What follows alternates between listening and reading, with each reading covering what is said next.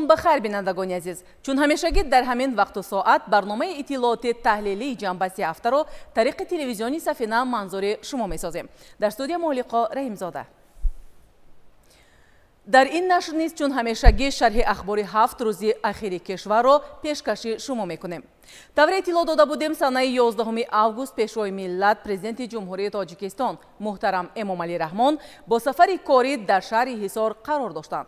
محور این سفر را اشتراک در مراسم مورد استفاده قرار دادن دهها انشاءات تعییناتی گوناگون که در چهارچوبه آمادگی ها به تجلیل شایسته 35 سالگی استقلال دولتی جمهوری تاجیکستان بنیاد شده‌اند تشکیل داد. حالا توجه کنید به گزارش های همکاران ما.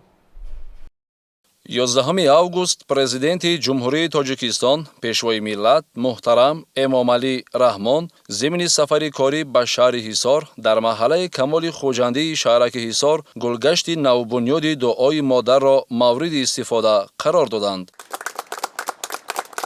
иншооти мазкур бо мақсади фароҳам овардани муҳити созгор барои истироҳату фароғати сокинон бунёд гардида ба яке аз мавзеъҳои зебову дилнишини маҳалла табдил ёфтааст. корҳои сохтмонӣ дар ин мавзеъ аз моҳи майи соли 2026 оғоз гардида дар муддати кӯтоҳ бо истифода аз усулҳои муосири сохтмон ба анҷом расонида шуданд. гулгашти дуои модар дорои муҳити сабзу хуррам буда дар ҳудуди он гулҳои рангоранг, дарахтони сояафкан ва дигар навъҳои растаниҳои ороишӣ шинонида шуданд. чароғонкунии гулгашт низ ба симои он ҳусни тоза бахшида шароити мусоидро барои сайру гашт ва истироҳати сокинон фароҳам овардааст.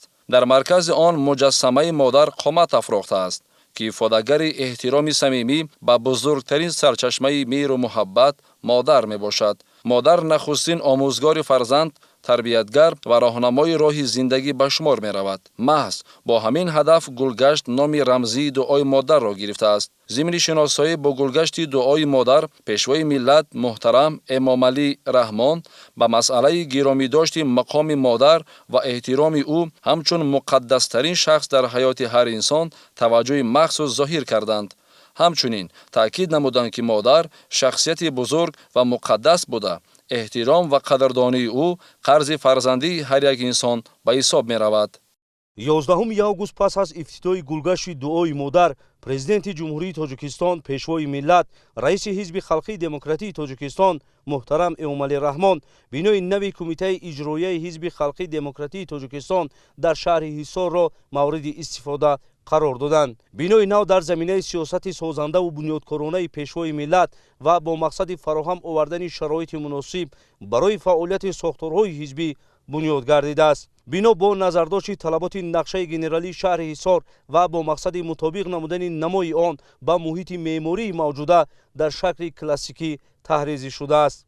дар ороиши дохилию берунии он унсурҳои миллӣ ва санъати баланди шаҳрсозӣ ба таври васеъ истифода гардидааст. дар бинои мазкур барои фаъолияти кормандони кумитаи иҷроияи ҳизби халқии демократии Тоҷикистон дар шаҳри Ҳисор шароити зарурӣ фароҳам оварда шудааст. иншоот дорои 11 ҳуҷраи корӣ, 2 толори маҷлис ва ҳуҷраҳои дигар мебошад.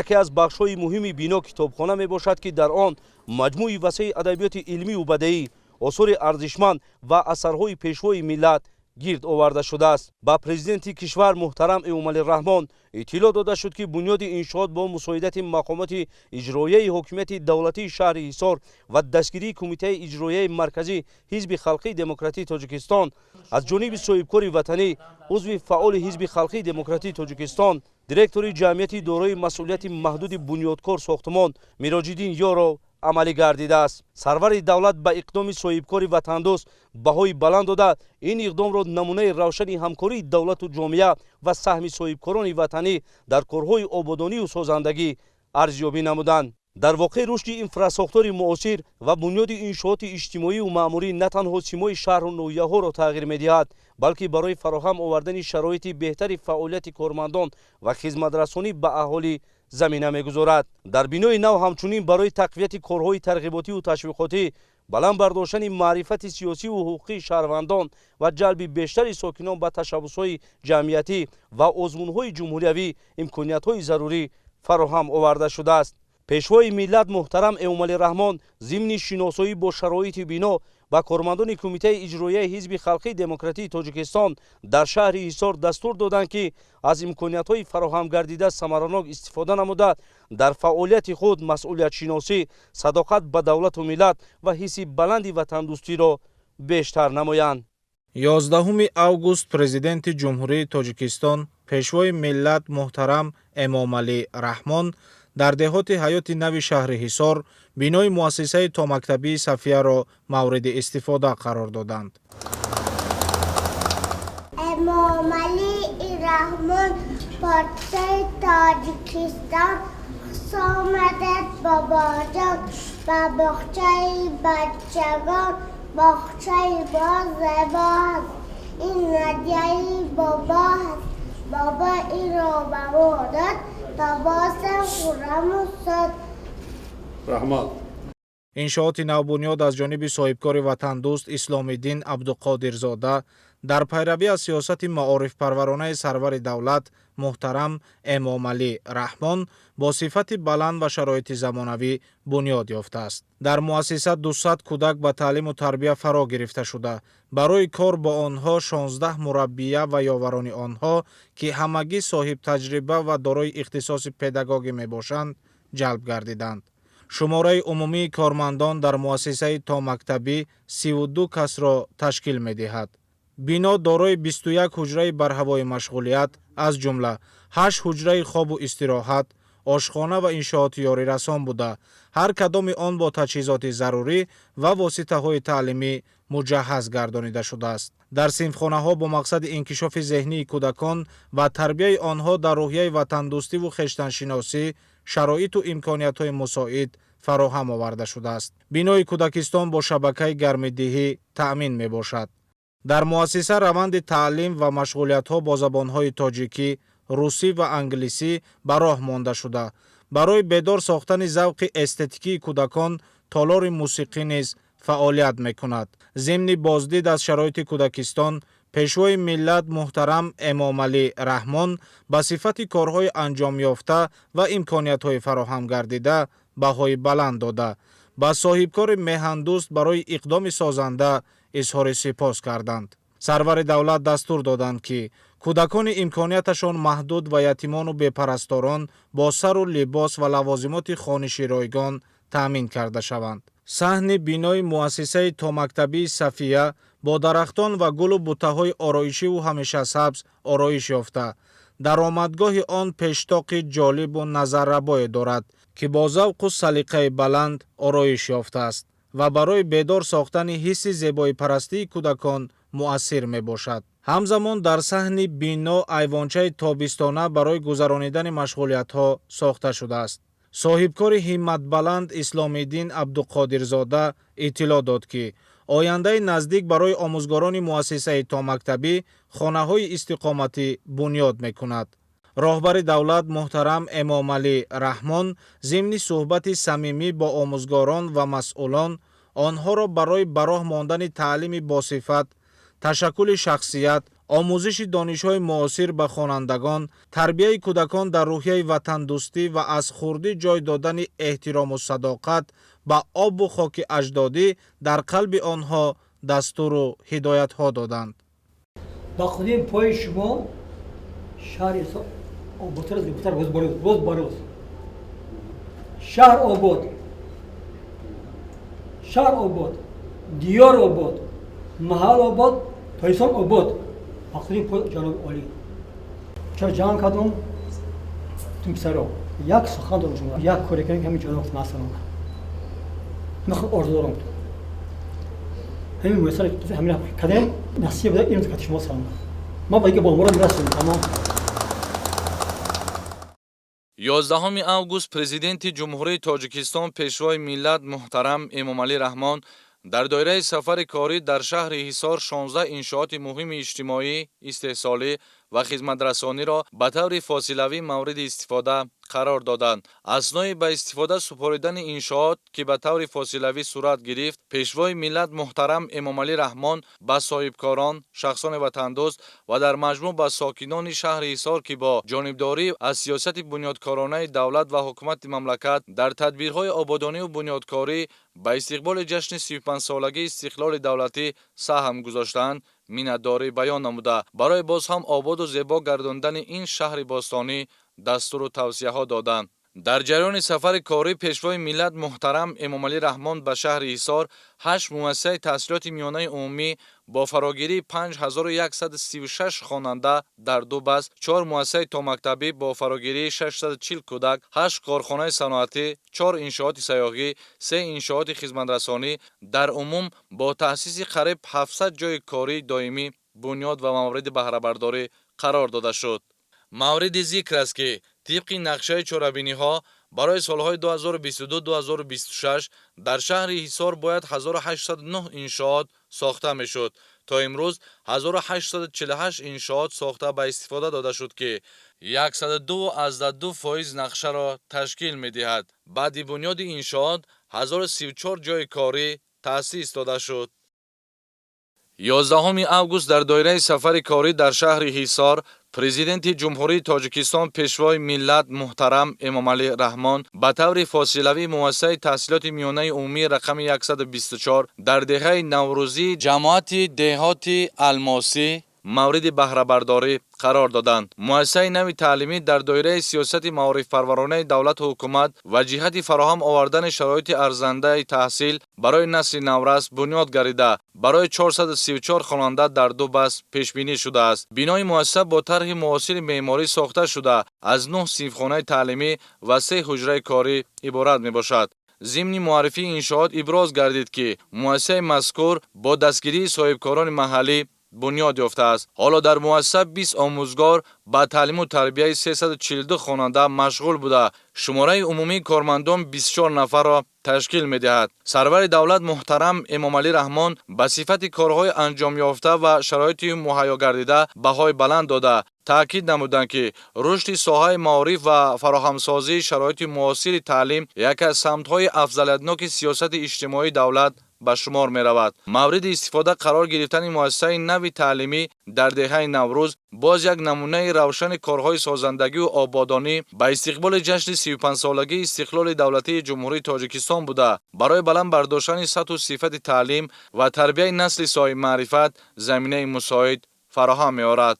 11 август پرزیدنت جمهوری تاجیکستان پیشوای ملت محترم امامعلی رحمان در شهر حصار مؤسسه تحصیلات میانه عمومی رقم 145 در دهه توده شهر حصار را به طور فاصلوی مورد استفاده قرار دادند. انشاءات نوی ساحه معارف با مقصد فراهم آوردن محیط معاصر تعلیم برای کودکان و نورسان بنیاد گردیده برای 960 خواننده در 2 بس پیش بینی شده است.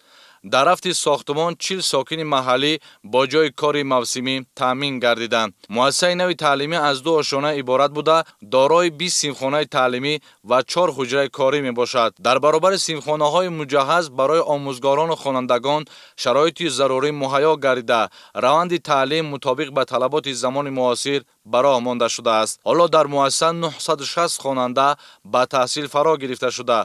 با تعلیم و تربیت آنها 28 آموزگار مشغول می باشد. بنیاد چنین انشاءات مهم اجتماعی ثمره سیاست خردمندانه پیشروی ملت محترم امامعلی رحمان در سمت رشد ساحه معارف و بلند برداشتن سطح دانش اندوزی نسل نورس می باشد. از توسط فراهم آوردن شرایط مساعد تحصیل برای تربیت کادرهای صاحب معلومات و رقابت پذیر زمینه گذاشته می شود. مورد بهره برداری قرار گرفتن مؤسسه تحصیلات میانه عمومی رقم 145 در دهه توده باز یک قدم مهم در راه تحکیم انفراستراکچور ساحه معارف و تطبیق هدفهای سازنده به استقبال جشن 35 سالگی استقلال دولتی جمهوری تاجیکستان به حساب می رود. 11 август در دایره سفر کاری در شهر حصار پرزیدنت جمهوری تاجیکستان پیشوای ملت محترم امامعلی رحمان مؤسسه تحصیلات میانه عمومی رقم 144 در دهه گنجاباد شهرک شراره را به طور فاصلوی مورد استفاده قرار دادند. انشاءات نوی ساحه معارف در زمینه سیاست معارف پرورانه حکومت کشور و در دایره تدبیرهای آبادانی و سازندگی بخشیده به جشن 35 سالگی استقلال دولتی جمهوری تاجیکستان بنیاد گردیده برای 672 خواننده در 2 بس پیش بینی شده است. ضمن معرفی لایحه اطلاع داده شد که مؤسسه مذکور با سهم صاحبکاران وطندوست از عائله ضیافها ساخته شده است. در جریان کارهای ساختمانی 37 ساکن محلی با کار موسمی تامین گردیدند. مؤسسه نوی تعلیمی از 3 آشیانه عبارت بوده دارای 17 سیمخانه تعلیمی، حجره‌های کاری و دیگر انشاءات یاری رسان می باشد. همزمان بنا با سیستم گرمدهی تامین گردیده برای تعلیم و تربیت خوانندگان شرایط مناسب فراهم آورده شده است. حالا در مؤسسه دهها آموزگار با فعالیت تعلیمی مشغول بوده شماره عمومی کارمندان 44 کس را تشکیل می دهد. افتتاح این مؤسسه زمانوی تعلیمی امکانیت فراهم می آورد که صدها خواننده در شرایط جوابگو به طلبات زمان معاصر با آموزش فرا گرفته شده سطح و صفت تعلیم در این منطقه باز هم بهتر گردید. 11 آگوست در دایره سفر کاری پرزیدنت جمهوری تاجیکستان پیشوای ملت محترم امامعلی رحمان در شهر حصار مؤسسه تحصیلات میانه عمومی رقم 78 در دهه رجان دهات نوآباد را به طور فاصلوی مورد استفاده قرار دادند. انشاءات نوی ساحه معارف در دایره سیاست بنیادکارانه حکومت جمهوری تاجیکستان و به استقبال جشن 35 سالگی استقلال دولتی جمهوری تاجیکستان ساخته شده برای 384 خواننده در 2 بس پیش بینی گردیده است. انشاءات مذکور با سهم صاحبکار وطندوست عالمجان ذکیروف بنیاد گردیده در روند ساختمان تا 45 ساکن محلی با کار موقتی تأمین شد. مؤسسه تعلیمی از 8 صنفخانه، کابینت‌های تعلیمی، کتابخانه و دیگر حجره‌های یارسان عبارت بوده با نظام معاصر گرمدهی تأمین می باشد. برای تعلیم و تربیت خوانندگان در مؤسسه شرایط ضروری مهیا کرده شده است. حالا در مؤسسه زیاده از 110 خواننده به تحصیل فرا گرفته شده. با آنها 14 آموزگار درس می گویند. افتتاح مؤسسه نوی تعلیمی در دهه رجان برای ساکنان محل رویداد مهم اجتماعی محسوب یافته به بلند گردیدن سطح فراگیری کودکان به تحصیل و تحکیم زمینه‌های رشد ساحه معارف در شهر حصار مساعدت می کند. مؤسسه تحصیلات تا مکتبی خصوصی خدیچه در شهر حصار از جمله انشاءات نوی ساحه معارف بوده با اشتراک پرزیدنت جمهوری تاجیکستان پیشوای ملت محترم امامعلی رحمان به طور فاصلوی به استفاده داده شد. این مؤسسه نوبنیاد از جانب عائله رجبزاده ها در پیروی به سیاست معارف پرورانه سرور دولت محترم امامعلی رحمان بنیاد گردیده برای تعلیم و تربیت کودکان با در نظر داشت طلبات معاصر شرایط ضروری فراهم آورده است.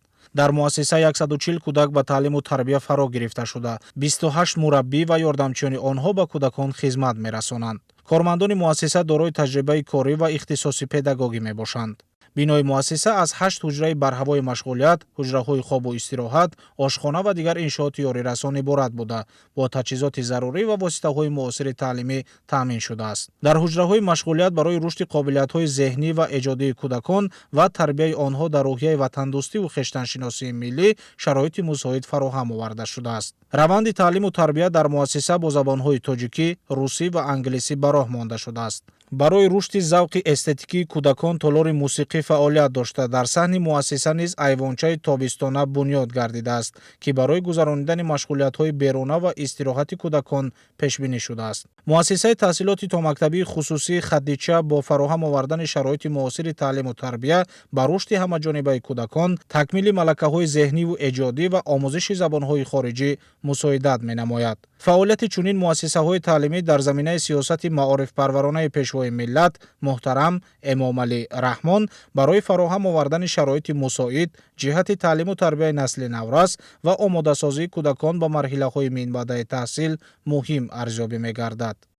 11 آگوست پرزیدنت جمهوری تاجیکستان پیشوای ملت محترم امامعلی رحمان در شهر حصار مؤسسه تحصیلات تا مکتبی نور استقلال را به طور فاصلوی به استفاده دادند. مؤسسه تحصیلات تا مکتبی نور استقلال در زمینه تدبیرهای سازندگی و بنیادکاری و با مقصد فراهم آوردن شرایط مساعد برای تعلیم و تربیت کودکان بنیاد گردیده است. иншоот аз ду ошёна иборат буда дар он таълиму тарбияи кӯдакон бо забонҳои тоҷикӣ, русӣ ва англисӣ ба роҳ монда шудааст. корҳои сохтмонии муассиса соли 2025 оғоз гардида дар ҷараёни бунёди он беш аз 50 сокини маҳаллӣ бо кори муваққатӣ таъмин шуданд. муассиса дорои 8 гурӯҳ буда барои ба таълиму тарбия фаро гирифтани 150 кӯдак пешбинӣ шудааст. ҳоло 40 омӯзгор ва мураббии соҳибтаҷриба ба таълиму тарбияи кӯдакон машғул мебошанд. барои таълиму тарбия ва истироҳати кӯдакон ҳуҷраҳои алоҳидаи машғулият ва хоб пешбинӣ гардида, муассиса бо ҳуҷраҳои корӣ, ҷомашӯӣ, анбори нигаҳдории маводи хӯрокворӣ ва ҳуҷраи тиббӣ низ таъмин мебошад. ҳуҷраҳои машғулият бо аёниятҳои таълимӣ, шиору овозаҳои ифодагари меҳру муҳаббат ба ватан ва тасвирҳои қаҳрамонҳои афсонавии кӯдакона оро дода шудааст. бо мақсади фароҳам овардани шароити бобарор барои таълиму тарбияи кӯдакон дар муассиса ҳуҷраи махсус барои кӯдакони имконияташон маҳдуд ташкил гардидааст. дар саҳни муассиса барои дилхушиву истироҳати кӯдакон таҷҳизоти муосири бозӣ насб гардида, майдончаи варзишӣ, 2 ҳавзи тобистона ва 6 айвонча бунёд карда шудааст. зимни муаррифии имкониятҳои муассиса ба сарвари давлат муҳтарам Эмомалӣ Раҳмон иттилоъ дода шуд, ки ҳамаи ҳуҷраҳои машғулият бо аёният ва воситаҳои муосири таълимӣ таъмин мебошанд. бунёди чунин муассисаҳои замонавии томактабӣ ба фароҳам овардани шароити арзандаи таълиму тарбия, рушди қобилиятҳои кӯдакон ва фарогирии онҳо ба таҳсилоти томактабӣ мусоидат менамояд. ба истифода додани иншооти нав тӯҳфаи арзанда ба истиқболи 35-солагии истиқлоли давлатии ҷумҳурии Тоҷикистон барои омӯзгорон ва кӯдакон мебошад. мураббияҳо дар чунин шароити мусоид минбаъд барои тарбияи насли наврас дар рӯҳияи ватандӯстӣ, худшиносӣ, эҳтиром ба арзишҳои миллӣ ва саҳмгузорӣ дар ободии ватан саъю талош хоҳанд кард. 11 август дар доираи сафари кории президенти ҷумҳурии Тоҷикистон, пешвои миллат муҳтарам Эмомалӣ Раҳмон ба шаҳри Ҳисор дар деҳаи Баракат бинои нави иловагии таълимӣ дар назди муассисаи таҳсилоти миёнаи умумии рақами 57 ба таври фосилавӣ мавриди баҳрабардорӣ қарор гирифт. иншооти нав барои беҳтар намудани шароити таълиму тарбия ва фароҳам овардани имконияти бештар барои хонандагон бунёд гардидааст. бинои барои дар 2 баст ба таҳсил фаро гирифтани 768 хонанда пешбинӣ шудааст. дар бунёди он саҳми сокинони саховатпешаи маҳаллӣ ва мақомоти иҷроияи ҳокимияти давлатии шаҳри Ҳисор назаррас мебошад. корҳои сохтмонӣ дар иншоот аз 21 сентябри соли 2022 оғоз гардида, бо риояи талаботи муосири сохтмонӣ ба анҷом расонида шуданд. бинои нави таълимӣ аз 2 ошёна ва 16 синфхонаи барҳаво иборат буда, дар он барои омӯзиши як қатор фанҳои муҳими таълимӣ аз ҷумла биология, математика, технологияи иттилоотӣ ва забони англисӣ шароити мусоид фароҳам оварда шудааст. дар баробари фароҳам овардани шароити муосири таълимӣ таваҷҷӯҳи хос ба омӯзиши фанҳои табиатшиносӣ, дақиқ ва риёзӣ, технологияҳои иттилоотӣ ва забонҳои хориҷӣ низ аз самтҳои муҳими сиёсати давлатӣ дар соҳаи маориф ба шумор меравад. ҳоло дар муассисаи мазкур 58 омӯзгор ба таълиму тарбияи хонандагон машғул буда, бо истифода аз имкониятҳои нави фароҳам омада метавонанд раванди таълимро боз ҳам самараноктар ба роҳ монанд. пешвои миллат муҳтарам Эмомалӣ Раҳмон рушди соҳаи маориф ва баланд бардоштани сифати таълиму тарбияро аз самтҳои муҳими сиёсати иҷтимоии давлат арзёбӣ намуда, таъкид карданд, ки фароҳам овардани шароити муносиб барои таҳсил бояд бо баланд бардоштани сатҳу сифати донишомӯзии хонандагон ҳамқадам бошад. 11 август президенти ҷумҳурии Тоҷикистон, пешвои миллат муҳтарам Эмомалӣ Раҳмон зимни сафари корӣ ба шаҳри Ҳисор ба таври фосилавӣ дар деҳаи ситораи деҳоти Навобод бинои иловагии таълимӣ дар назди муассисаи таҳсилоти миёнаи умумии рақами 43-ро мавриди истифода қарор доданд. иншооти нав бо мақсади фароҳам овардани шароити беҳтари таълиму тарбия ва зиёд намудани имкониятҳои қабули хонандагон бунёд гардидааст. бино имкони дар 2 баст ба таҳсил фаро гирифтани то 576 хонандаро муҳайё месозад. дар ҷараёни корҳои сохтмонӣ 40 сокини маҳаллӣ бо кори муваққатӣ таъмин гардиданд. дар татбиқи ин иқдом саҳми сокинони саховатпешаи маҳаллӣ назаррас мебошад. бинои нав дорои 12 симхонаи таълимӣ ва 1 утоқи корӣ мебошад. симхонаҳо барои омӯзиши фанҳои гуногун аз ҷумла биология, математика, технологияи иттилоотӣ ва забонҳои хориҷӣ пешбинӣ шуданд. симхонаҳои нав муҳити тоза ва шароити муносиб ба хонандагон имконият медиҳанд, ки дар фазои мусоиди таълимӣ донишҳои худро такмил диҳанд. махсусан фароҳам овардани заминаи зарурӣ барои омӯзиши фанҳои табиатшиносӣ, дақиқу риёзӣ, технологияҳои муосир ва забонҳои хориҷӣ ба талаботи замони муосир ҷавобгӯ мебошад. дар муассисаи таълимӣ ҳоло 42 омӯзгор фаъолият доранд. 11 август президенти ҷумҳурии Тоҷикистон пешвои миллат муҳтарам Эмомалӣ Раҳмон зимни сафари корӣ ба шаҳри Ҳисор ба таври фосилавӣ дар деҳаи Турдиқишлоқ бинои иловагии таълимӣ дар назди муассисаи таҳсилоти миёнаи умумии рақами 69-ро мавриди баҳрабардорӣ қарор доданд. иншооти нав бо ҳадафи фароҳамсозии шароити муносиби таълим ва зиёд намудани имкониятҳои қабули хонандагон бунёд гардидааст. бино барои дар ду баст ба таҳсил фаро гирифтани 576 хонанда пешбинӣ шудааст. корҳои сохтмонӣ дар иншоот 2 июли соли 2025 оғоз шуда, дар муҳлати муайяншуда бо сифати баланд ба анҷом расонида шудааст. дар раванди бунёди муассиса 20 сокини маҳаллӣ ба корҳои муваққатӣ ҷалб гардида, бо ин васила барои аҳолии маҳаллӣ имкони кор фароҳам оварда шуд. сохтмони бино бо саҳми сокинони саховатпешаи маҳаллӣ ва дастгирии мақомоти иҷроияи ҳокимияти давлатии шаҳри Ҳисор амалӣ гардидааст. бинои нави таълимӣ аз 2 ошӯна иборат буда, дар он 12 симхонаи барҳаво ташкил шудааст. симхонаҳо бо назардошти талаботи имрӯза барои омӯзиши фанҳои гуногун аз ҷумла биология, математика, технологияи иттилоотӣ пешбинӣ гардиданд. муҳити муносиб ва шароити нави таълимӣ ба хонандагон имконият медиҳад ки вақти худро самаранок истифода бурда, дониш ва малакаҳои худро бештар такмил диҳанд. таваҷҷӯҳ ба фанҳои табиатшиносӣ, дақиқу риёзӣ, технологияи иттилоотӣ ва забонҳои хориҷӣ бошад барои омода намудани хонандагон ба талаботи ҷаҳони муосир заминаи мусоид фароҳам меорад. ҳоло дар муассисаи таҳсилоти миёнаи умумии рақами 69 24 омӯзгор ба таълиму тарбияи хонандагон машғуланд. ба истифода додани бинои нав барои онҳо имкониятҳои бештар фароҳам оварда, дар самти ташкили дарсҳои босифат ва истифодаи усулҳои муосири таълим шароити мусоид муҳайё месозад. 11 август президенти ҷумҳурии Тоҷикистон пешвои миллат муҳтарам Эмомалӣ Раҳмон дар шаҳри Ҳисор бинои меҳмонхона ва маркази солимгардонии Шаршараро ба таври фосилавӣ ба истифода доданд. иншооти мазкур ба истиқболи 35-солагии истиқлоли давлатии ҷумҳурии Тоҷикистон бунёд гардида, барои истироҳат, солимгардонӣ, машқу тамрини варзишгарон ва қабули меҳмонон пешбинӣ шудааст. меҳмонхона ва маркази солимгардонии Шаршара дар масоҳати 5500 метри мураббаъ ҷойгир буда, имкониятҳои истироҳатӣ, солимгардонӣ ва варзиширо дар як маҷмӯа муттаҳид менамояд. дар марказ барои солимгардонии шаҳрвандон истифодаи обҳои шифобахш, лойдармонӣ, табобат бо сӯзан ва дигар хизматрасониҳои дахлдор ба роҳ монда шудааст. ин имкониятҳо барои барқарор намудани нерӯ ва беҳтар кардани ҳолати умумии бадан пешбинӣ шудааст.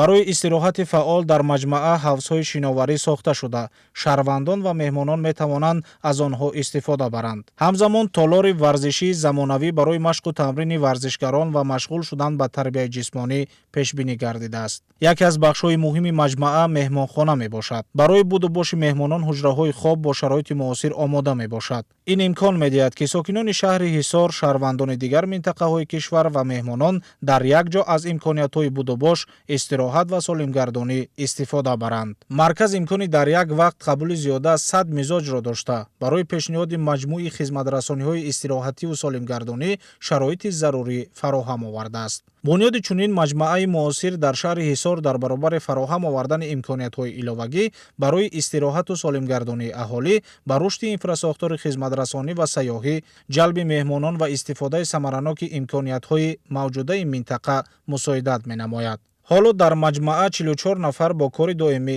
таъмин мебошанд. меҳмонхона ва маркази солимгардонии Шаршара яке аз иншооти нави хизматрасонӣ дар шаҳри Ҳисор ба ҳисоб рафта, барои истироҳату солимгардонии аҳолӣ, рушди варзиш ва сайёҳӣ, инчунин фароҳам овардани ҷойҳои нави корӣ, имкониятҳои иловагӣ фароҳам меорад.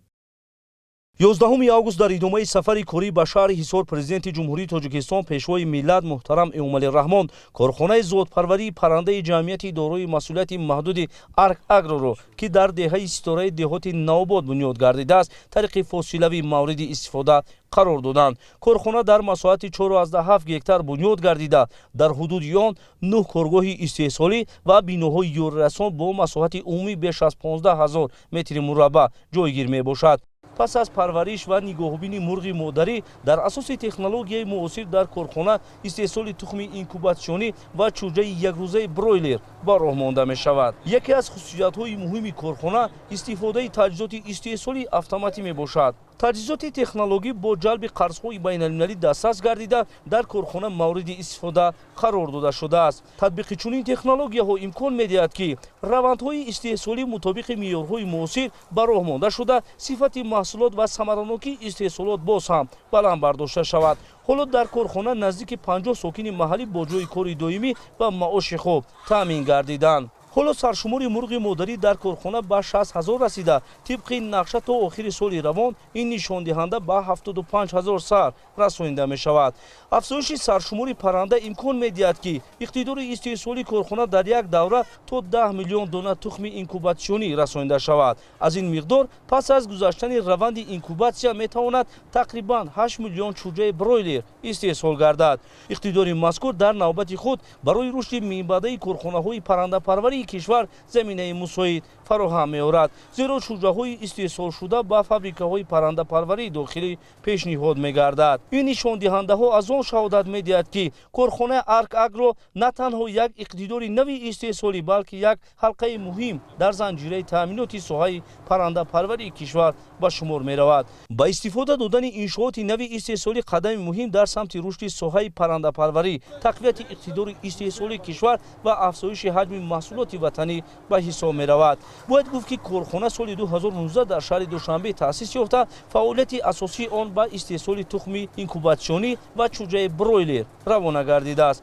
бо дар назардошти талаботи рӯзафзони бозори дохилӣ ва зарурати рушди истеҳсолоти ватанӣ ширкат тасмим гирифтааст ки иқтидори истеҳсолии худро тавсия бахшида дар шаҳри Ҳисор корхонаи муосири зотпарварии мурғи модариро ба роҳ монад. ҳадафи асосии фаъолияти корхона таъмини корхонаҳои паррандапарварии кишвар бо тухми инкубатсионӣ ва чӯҷаҳои бройлер бо сифати баланд мебошад. дар баробари таъмини бозори дохилӣ ширкат ба содироти маҳсулоти истеҳсолии худ ба кишварҳои ҳамсоя аз ҷумла Афғонистон низ оғоз кардааст. корхонаи зотпарварии Арк Агро бо истифода аз технологияҳои муосир, ҷалби сармояи ватанӣ ва хориҷӣ, таъсиси ҷойҳои нави корӣ ва афзоиши ҳаҷми истеҳсолот метавонад дар рушди миъбаъдаи соҳаи паррандапарварӣ нақши назаррас гузорад. Арк Агро иқтидори навест ки аз истеҳсоли тухм то чӯҷа ва аз чӯҷа то маҳсулоти ниҳоии озуқаворӣ занҷираи истеҳсолоти ватаниро тақвият мебахшад. сарвари давлат муҳтарам Эмомалӣ Раҳмон ба фаъолияти соҳибкорони ватанӣ ва ин иқдоми накуб баҳои баланд доданд. 11 август дар шаҳри Ҳисор президенти ҷумҳурии Тоҷикистон пешвои миллат муҳтарам Эмомалӣ Раҳмон дар ҳудуди деҳаи ҳисори шаҳри Ҳисор корхонаи истеҳсолии масолеҳи хушки сохтмонии ҷамъияти дорои масъулияти маҳдуди Бархро тариқи фосилави мавриди истифода қарор доданд. ифтитоҳи корхонаи нав дар заминаи татбиқи ҳадафҳои созандаву бунёдкоронаи ҳукумати ҷумҳурии Тоҷикистон ба хусус санъаткунонӣ бо суръати кишвар ва рушди истеҳсоли маҳсулоти рақобатпазири ватанӣ қадами дигар дар самти таҳкими иқтидори истеҳсолӣ арзёбӣ мегардад. иттилоъ дода шуд ки корҳои сохтмонӣ дар муҳлати ҳамагӣ 8 моҳ анҷом ёфта дар раванди бунёди он беш аз 15 сокини маҳаллӣ бо кори муваққатӣ таъмин гардиданд. дар ин корхона намудҳои гуногуни часпак барои кошин, санги мармар, сафол, гранит, керамикӣ ва дар маҷмӯъ 60 номгӯи маҳсулоти сохтмонӣ истеҳсол карда мешавад. яке аз бартариҳои муҳими корхона мавҷудияти озмоишгоҳи муосир дар он аст. дар озмоишгоҳ сифати маҳсулот санҷида шуда мутобиқи он ба талаботи стандартҳои муосир муайян карда мешавад. ҳамин аст ки маҳсулоти ин коргоҳ ба талаботи стандартҳои ҷаҳонӣ ҷавобгӯ буда аз лиҳози сифат ва хусусиятҳои техникӣ рақобатпазир аст. ҳоло дар корхона 40 сокин ба ҷойи кори доимӣ таъмин мебошанд. бо назардошти нақшаҳои рушди миъбаъда роҳбарияти корхона ният дорад хатҳои истеҳсолиро васеъ намуда шумораи кормандонро то 80 нафар расонад. афзоиш додани номгӯи маҳсулоти истеҳсолшаванда ва ворид намудани имкониятҳои нави технологӣ низ аз ҷумлаи ҳадафҳои минбаъдаи корхона мебошад. тақрибан 90% корҳои истеҳсолӣ тавассути дастгоҳҳои худкор анҷом дода мешавад. ин раванд на танҳо ба баланд гардидани самараи меҳнат, балки ба таъмини сифати устувори маҳсулот мусоидат мекунад. иқтидори солонаи корхона 600 тонн маҳсулоти хушки сохтмониро ташкил медиҳад. ин иқдом ба рушди истеҳсоли рақобатпазир, афзоиши ҳаҷми маҳсулоти саноатӣ ва таҳкими мавқеи маҳсулоти ватанӣ дар бозори дохилӣ мусоидат хоҳад кард. кормандон дар шароити муносиб ба фаъолият машғул буда барои интиқоли маҳсулот ба фармоишгарон корхона дорои 5 нақлиёти махсуси боркашонӣ мебошад. корхона бо ташаббуси соҳибкори ватандӯст Хуршед Бобоев дар доираи ҳидоятҳои сарвари давлат муҳтарам Эмомалираҳмон ҷиҳати рушди соҳибкорӣ, санъаткунонӣ бо суръати кишвар ва таъсиси корхонаҳои нави истеҳсолӣ бунёд шудааст. сарвари давлат муҳтарам Эмомалираҳмон ба соҳибкори ҳимматбаланд барои ин иқдоми накӯяш арзи сипос намуданд. 11 август президенти ҷумҳурии Тоҷикистон пешвои миллат муҳтарам Эмомалираҳмон дар идомаи сафари корӣ ба шаҳри Ҳисор дар деҳаи Боғистони деҳоти Сомон корхонаи истеҳсолии ҷамъияти дорои масъулияти маҳдуди Босфор тиҷоратро ба таври фосилавӣ мавриди истифода қарор доданд. ин иқтидори нави истеҳсолӣ бо ташаббуси соҳибкори ватанӣ Маҳмуд Урунов дар доираи солҳои рушди саноат ва ба истиқболи 35-солагии истиқлолияти давлатии ҷумҳурии Тоҷикистон сохта шудааст. дар раванди сохтмони иншоот беш аз 50 сокини маҳаллӣ ба кори муваққатӣ ҷалб гардида, акнун бо мавриди истифода қарор гирифтани корхона барои 30 кас ҷойи кори доимӣ муҳайё шудааст. корхона дорои 3 хати истеҳсолӣ буда имкони истеҳсоли 14 номгӯи маҳсулотро дорад. иқтидори истеҳсолии он дар 1 соат то 80 килограмм донаҳои офтобпараст, 50 килограмм картошкаи хушк ва 50 килограмм ҷувори маккаро ташкил медиҳад. бо дар назардошти иқтидори мавҷуда коргоҳ дар 1 сол метавонад то 184 тонна маҳсулот истеҳсол намояд. яке аз хусусиятҳои муҳими корхонаи нав истифодаи таҷҳизоти муосири технологӣ мебошад. инчунин ба корхона барои сари вақт расондани маҳсулоти истеҳсолгардида ва интиқоли он ба мағозаҳои шаҳру ноҳияҳо 10 нақлиёти махсус ки барқӣ мебошанд шабона рӯз хизмат мерасонад. ба роҳ мондани истеҳсолот бо технологияҳои муосир имкон медиҳад ки иқтидори корхона дар оянда боз ҳам васеъ гардида номгӯ ва ҳаҷми маҳсулоти истеҳсолшаванда зиёд карда шавад. дар ин замина барои рушди минбаъдаи фаъолияти Босфор тиҷорат имкониятҳои назаррас мавҷуд аст. аз ҷумла дар сурати ба фаъолият оғоз намудани 2 хати иловагии истеҳсолӣ шумораи кормандони корхона метавонад ба зиёда аз 70 кас расонида шавад. яъне иқтидори нави саноатӣ танҳо ба истеҳсоли маҳсулот маҳдуд намешавад, он ҳамзамон барои таъсиси ҷойҳои нави корӣ, баланд бардоштани сатҳи шуғли аҳолӣ ва фароҳам овардани имкониятҳои нави иқтисодӣ барои сокинони маҳаллӣ замина мегузорад. корхонаи Босфор тиҷорат ҳамчун як иқтидори нави истеҳсолӣ ба фаъолият оғоз намуда дар баробари истеҳсоли маҳсулоти гуногун барои тавсеяи фаъолияти соҳибкории истеҳсолӣ имкониятҳои нав фароҳам меорад. мавриди истифода қарор гирифтани корхона дар арафаи 35-солагии истиқлолияти давлатии ҷумҳурии Тоҷикистон рамзи идомаи корҳои созандагию бунёдкорона ва татбиқи ҳадафҳои созандаи давлат дар самти рушди иқтисодию иҷтимоии кишвар мебошад. 11 август президенти ҷумҳурии Тоҷикистон пешвои миллат муҳтарам Эмомалираҳмон бинои нави шӯъбачаи милитсияи деҳоти Алмосии шаҳри Ҳисорро ба таври фосилавӣ мавриди истифода қарор доданд. иншооти навбунёд дар доираи корҳои ободониву созандагӣ ба истиқболи 35-солагии истиқлолии давлатии ҷумҳурии Тоҷикистон дар деҳаи меҳргони деҳоти хонақоҳи кӯҳии шаҳри Ҳисор бунёд гардида бо тарҳи замонавӣ ва мутобиқ ба талаботи имрӯза қомат афрохтааст. бунёди чунин иншооти хизматӣ барои боз ҳам беҳтар намудани фаъолияти сохторҳои ҳифзи ҳуқуқ, фароҳам овардани шароити мусоиди корӣ барои кормандони милитсия ва баланд бардоштани сатҳи хизматрасонӣ ба аҳолии заминаи мусоид фароҳам меорад. дар бинои нав ҳуҷраҳои корӣ бо назардошти талаботи хизматӣ ба роҳ монда шудааст. таъкид гардид ки бунёди иншоот дар таҳкими тартиботи ҷамъиятӣ, таъмини амният ва ҳифзи ҳуқуқу манфиатҳои шаҳрвандон нақши муҳим дорад. мавриди истифода қарор гирифтани бинои нави шӯъбачаи милитсияи деҳоти Алмосӣ шаҳодати идомаи сиёсати созандагию бунёдкорӣ дар кишвар ва таваҷҷӯҳи доимии роҳбарияти давлат ба рушди инфраструктури мақомоти ҳифзи ҳуқуқ мебошад. бунёди иншооти замонавӣ дар деҳаи меҳргони деҳоти хонақоҳи кӯҳӣ инчунин ба ободонии маҳал ва беҳтар гардидани симои меъмории он мусоидат намудааст. 11 август президенти ҷумҳурии тоҷикистон пешвои миллат муҳтарам эмомалӣ раҳмон дар деҳаи ҳисори шаҳри ҳисор ба таври фосилавӣ бинои қасри ҳокимро мавриди истифода қарор доданд.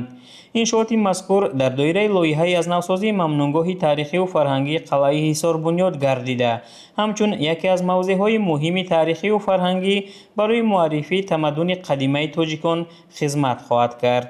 бинои қасри ҳоким дорои ду ошёна буда дар сохтмон ва ороиши он унсурҳои хоси меъмории тарихӣ ба назар гирифта шуда шароити зарурӣ фароҳам гардидааст. ҳар як бахши бино бо дар назардошти вазифаи тарихию маъмурии он тарҳрезӣ гардида симои умумии қасрро ҳамчун як маҷмӯаи муҳими идорӣ ва фарҳангӣ муаррифӣ мекунад. яке аз хусусиятҳои ҷолиби меъмории иншоот боми шерозии он мебошад. боми бино аз дастакҳои чӯбин бо истифода аз тунукаи рӯҳандудшуда сохта шудааст. ин тарзи бомпӯшӣ ба намуди умумии бино ҳусни хос бахшида ҳамзамон ба ҳифзи устувории он мусоидат менамояд. дар ҳуҷраҳо ва толорҳои қаср системаи ҳавотузакунии табиӣ пешбинӣ гардидааст ки барои таъмини гардиши ҳаво ва фароҳам овардани муҳити мусоид дар дохили бино хизмат мекунад. аз навсозии қасри ҳоким танҳо бо барқарорсозии як бинои тарихӣ маҳдуд намешавад. иншооти мазкур ҳамчун як ҷузъи муҳими маҷмӯаи тарихиву фарҳангии қалъаи ҳисор барои омӯзиши таърихи давлатдорӣ, меъморӣ ва фарҳангии тоҷикон аҳамияти калон дорад. бо созии чунин ёдгориҳо имкон медиҳад ки таърихи пурғановати миллати тоҷик ба таври возеҳу муътамад ба сокинони кишвар ва меҳмонони хориҷӣ муаррифӣ карда шавад. дар шароити рушди соҳаи сайёҳӣ ва афзоиши таваҷҷӯҳи сайёҳони дохилию хориҷӣ ба мавзеъҳои таърихии тоҷикистон ба истифода додани қасри ҳоким метавонад ба рушди инфраструктураи сайёҳии шаҳри ҳисор такони нав бахшад. қалъа бо таърихи қадима, мавзеи ҷуғрофӣ ва арзиши баланди фарҳангиаш яке аз мавзеъҳои ҷолиби сайёҳии кишвар мебошад. аз навсозии иншооти атрофи он барои боз ҳам беҳтар гардидани имкониятҳои қабули сайёҳон замина фароҳам меорад. муаррифии ёдгориҳои таърихиву фарҳангӣ ба насли ҷавон имкон медиҳад ки бо таърихи давлатдорӣ, фарҳанг, ҳунари меъморӣ ва суннатҳои миллӣ бештар шинос шаванд. қалъаи ҳисор ва иншооти тарихии он метавонанд ҳамчун шаҳодати зиндаи таърихи чандин ҳазорсолаи тоҷикон ба наслҳои имрӯз ва фардо хизмат намоянд.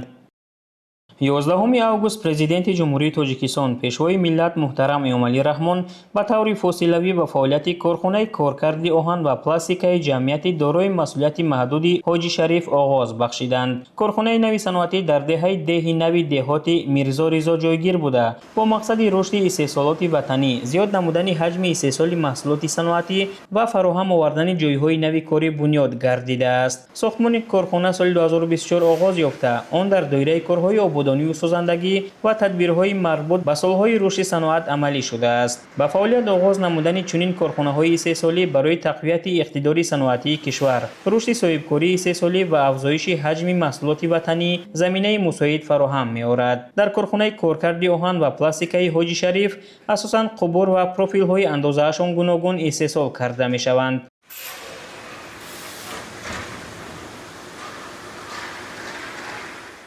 маҳсулоти истеҳсолшаванда метавонад барои истифода дар соҳаҳои сохтмон, хоҷагии манзилию коммуналӣ, корхонаҳои истеҳсолӣ ва дигар самтҳои иқтисодиёт мавриди истифода қарор гирад. иқтидори истеҳсолии корхона дар як моҳ 1200 тонна маҳсулотро ташкил медиҳад. ин нишондиҳанда имконият медиҳад ки дар бозори дохилӣ талабот ба маҳсулоти истеҳсоли ватанӣ бештар таъмин гардида, вобастагӣ аз воридоти баъзе намудҳои маҳсулот коҳиш дода шавад. дар баробари ин ба роҳ мондани истеҳсоли маҳсулоти ниҳоӣ дар дохили кишвар барои рушди занҷираи истеҳсолӣ ва афзоиши арзиши иловашудаи маҳсулоти саноатӣ мусоидат хоҳад кард. роҳбарияти корхона нақша доранд ки дар марҳилаҳои минбаъда доираи фаъолияти истеҳсолиро васеъ намуда дар ин ҷо истеҳсоли маҳсулоти пластикиро низ ба роҳ монанд. татбиқи ин нақша имкон медиҳад ки иқтидори истеҳсолии корхона афзоиш ёфта, номгӯи маҳсулоти истеҳсолшаванда зиёд гардад.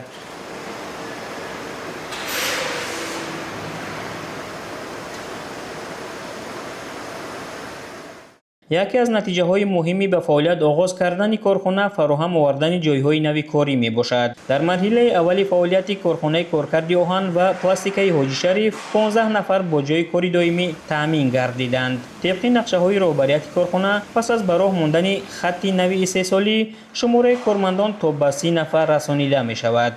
ҳамин тариқ рушди минбаъдаи корхона ба таъсиси ҷойҳои нави корӣ ва баланд гардидани сатҳи шуғли аҳолии маҳаллӣ мусоидат хоҳад кард. ба фаъолият оғоз намудани корхонаи коркарди оҳан ва пластикаи ҳоҷи шариф як қадами дигар дар самти рушди саноат, васеъ намудани истеҳсоли маҳсулоти ватанӣ ва истифодаи имкониятҳои мавҷудаи истеҳсолӣ ба шумор меравад.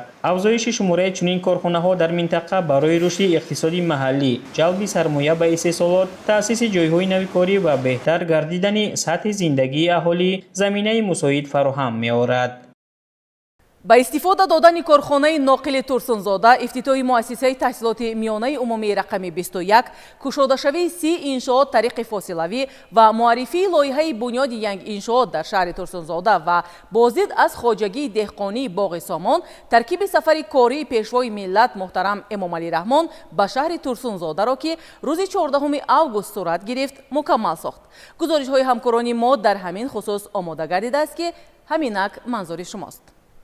14 август президенти ҷумҳурии Тоҷикистон пешвои миллат муҳтарам Эмомалӣ Раҳмон бо мақсади шиносоӣ бо вазъи зиндагии мардум ва ифтитоҳи як қатор иншооти таъиноташон гуногун ба шаҳри Турсунзода ташриф оварданд. Сафари кории сарвари давлат муҳтарам Эмомалӣ Раҳмон бо ифтитоҳи корхонаи истеҳсоли ноқилҳои барқии ҷамъияти саҳомии пӯшидаи ноқили Турсунзода ва шиносоӣ бо раванди фаъолият дар ин корхонаи нави саноатӣ оғоз гардид. ضمن شناسایی با فعالیت کارخانه نوی صنعتی که از جانب صاحبکاران وطنی بنیاد شده است، به راهبر دولت محترم امامعلی رحمان اطلاع داده شد که انشاءات در مساحت 14,000 متر مربع جایگیر بوده، اقتدار استحصالیش در یک سال 3600 تن را تشکیل می‌دهد. ضمناً اطلاع دادند که در کارگاه نو تأسیس جمعیت سهامی پوشیده ناقل ترسونزاده 30 و در مجموع 100 نو ناقل اعلی صفت برقی با اندازه‌های گوناگون استحصال گردیده در آن 5 خط استحصالی موجود میباشد. این ناقل‌ها در شبکه‌های برقی داخل بناها استفاده می‌شوند. با مورد بهره برداری قرار گرفتن جمعیت سهامی پوشیده ناقل ترسونزاده 100 ساکن محلی با جای کار و معاش خوب تامین گردیدند. در اینجا کار در 3 بست صورت می‌گیرد. پیشوای ملت محترم امامعلی رحمان ضمن شناسایی با امکانیت‌های کارخانه به صفت کارهای ساختمانی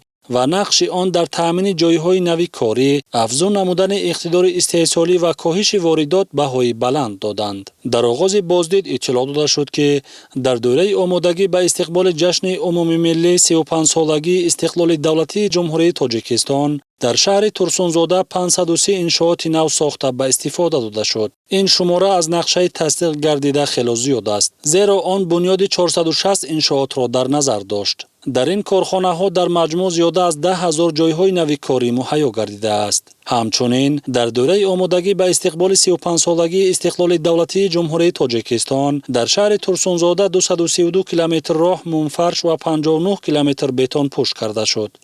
14 август президенти ҷумҳурии Тоҷикистон пешвои миллат муҳтарам Эмомалӣ Раҳмон зимни сафари корӣ дар шаҳри Турсунзода муассисаи таҳсилоти миёнаи умумии рақами 21-ро мавриди баҳрабардорӣ қарор доданд. иншооти муосири таълимӣ дар доираи сиёсати маорифпарваронаи ҳукумати кишвар бунёд ёфта барои 1920 хонанда дар 2 баст пешбинӣ гардидааст.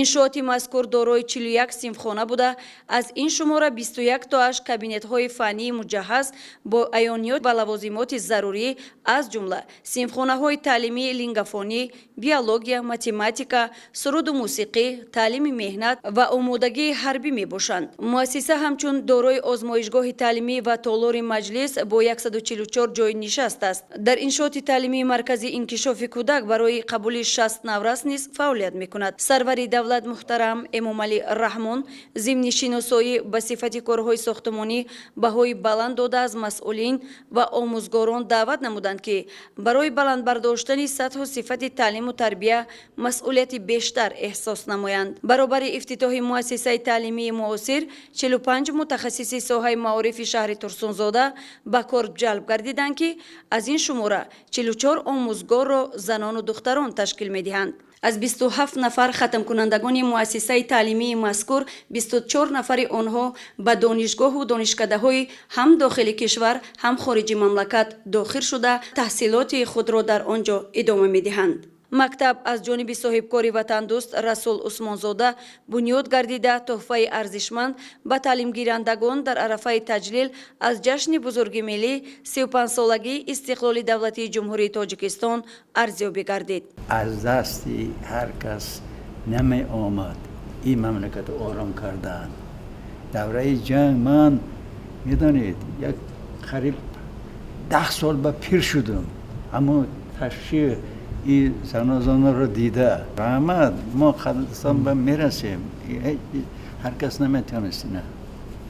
یا جان تشکر، خوشبخت باشید. пешвои миллат муҳтарам Эмомалӣ Раҳмон зимни суҳбати гарму самимии омӯзгоронро ба рушди илмҳои муосир, истифодаи самараноки техника ва технологияҳои нав, инчунин омӯзиши фанҳои табиатшиносӣ, дақиқ, риёзӣ ва забонҳои хориҷӣ ҳидоят намуданд.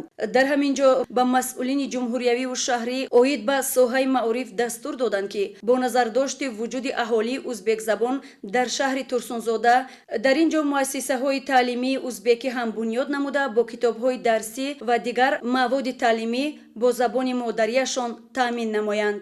дар ҳудуди шаҳр бародарои узбектаборо узбекҳо зиёд зиндагӣ мекунанд. мактабҳои узбекӣ созем. вазири маориф китоб чоп кунед узбекӣ қатъӣ. мехоҳанд узбекӣ марҳамат. забоншона, фарҳангшона, урфу одатшона пурра иҷро кунанд, хонанд. ман супориш додам ки дар донишгоҳи олӣ факултаҳои узбекӣ мекушоем. ҳамин хел мо бо раиси ҷумҳурии Ӯзбекистон насиҳат кардем ки ҳамин хел шароита мо дар Тоҷикистон муҳайё мекунем, ҳамин гуна шароита дар Ӯзбекистон барои тоҷикон муҳайё мекунем. дар шафати бинои муассисаи навбунёд майдончаи варзишӣ барои бозии футбол ва майдони дарсҳои омодагии ҳарбӣ низ омода шудааст. саҳни муассиса пурра сабзкориву чароғон ва роҳравҳои он сафолакпӯш гардида ба як макони зебо мубаддал шудааст. хонандагони деҳоти атроф қаблан дар бинои солҳои пеш бунёд гардида таълиму тарбия мегирифтанд. ба иттилои масъулин ҳоло дар шаҳри Турсунзода 132 муассисаи таҳсилоти миёнаи умумӣ фаъолият дошта, дар онҳо зиёда аз 78863 хонанда ба таълиму тарбия фаро гирифта шуданд. дар доираи сазовори истиқбол намудан аз ҷашни бузурги миллӣ 35-солагии истиқлоли давлатии ҷумҳурии Тоҷикистон дар шаҳри Турсунзода бунёд ба истифода додани 24 муассисаи соҳаи маориф ба нақша гирифта шуда, аз ин шумора то ба имрӯз 19 бинои таълимӣ бо 8185 ҷои нишаст ба истифода дода шудааст. 14 август президенти ҷумҳурии Тоҷикистон пешвои миллат муҳтарам Эмомалӣ Раҳмон дар доираи сафари корӣ дар шаҳри Турсунзода пас аз ифтитоҳи муассисаи таҳсилоти миёнаи умумии рақами 21 30 иншооти иҷтимоӣ, истеҳсолӣ ва хизматрасониро ба таври фосилавӣ мавриди истифода қарор дода бо лоиҳаи сохтумони як иншоот шинос шуданд. сарвари давлат муҳтарам Эмомалӣ Раҳмон зимни суҳбати самимӣ бо соҳибкороне ки ҳамаи ин иншоотро бунёд намуданд, ба онҳо барои саҳмгузории намоён дар ободонии диёр, рушду пешрафти кишвар арзи сипосу қадрдонӣ намуданд. зиёда аз 20 иншоот муассисаҳои томактабӣ ва муассисаҳои таълимӣ. ин бисёр кори ҳам хайр аст, ҳам савоб барои мардуми шаҳри Турсунзода, махсусан барои наврасон, барои ҷавонон. ҳамин аз зиндагии ҳаёт ватан обод кардан. як ҷаҳон ташаккур.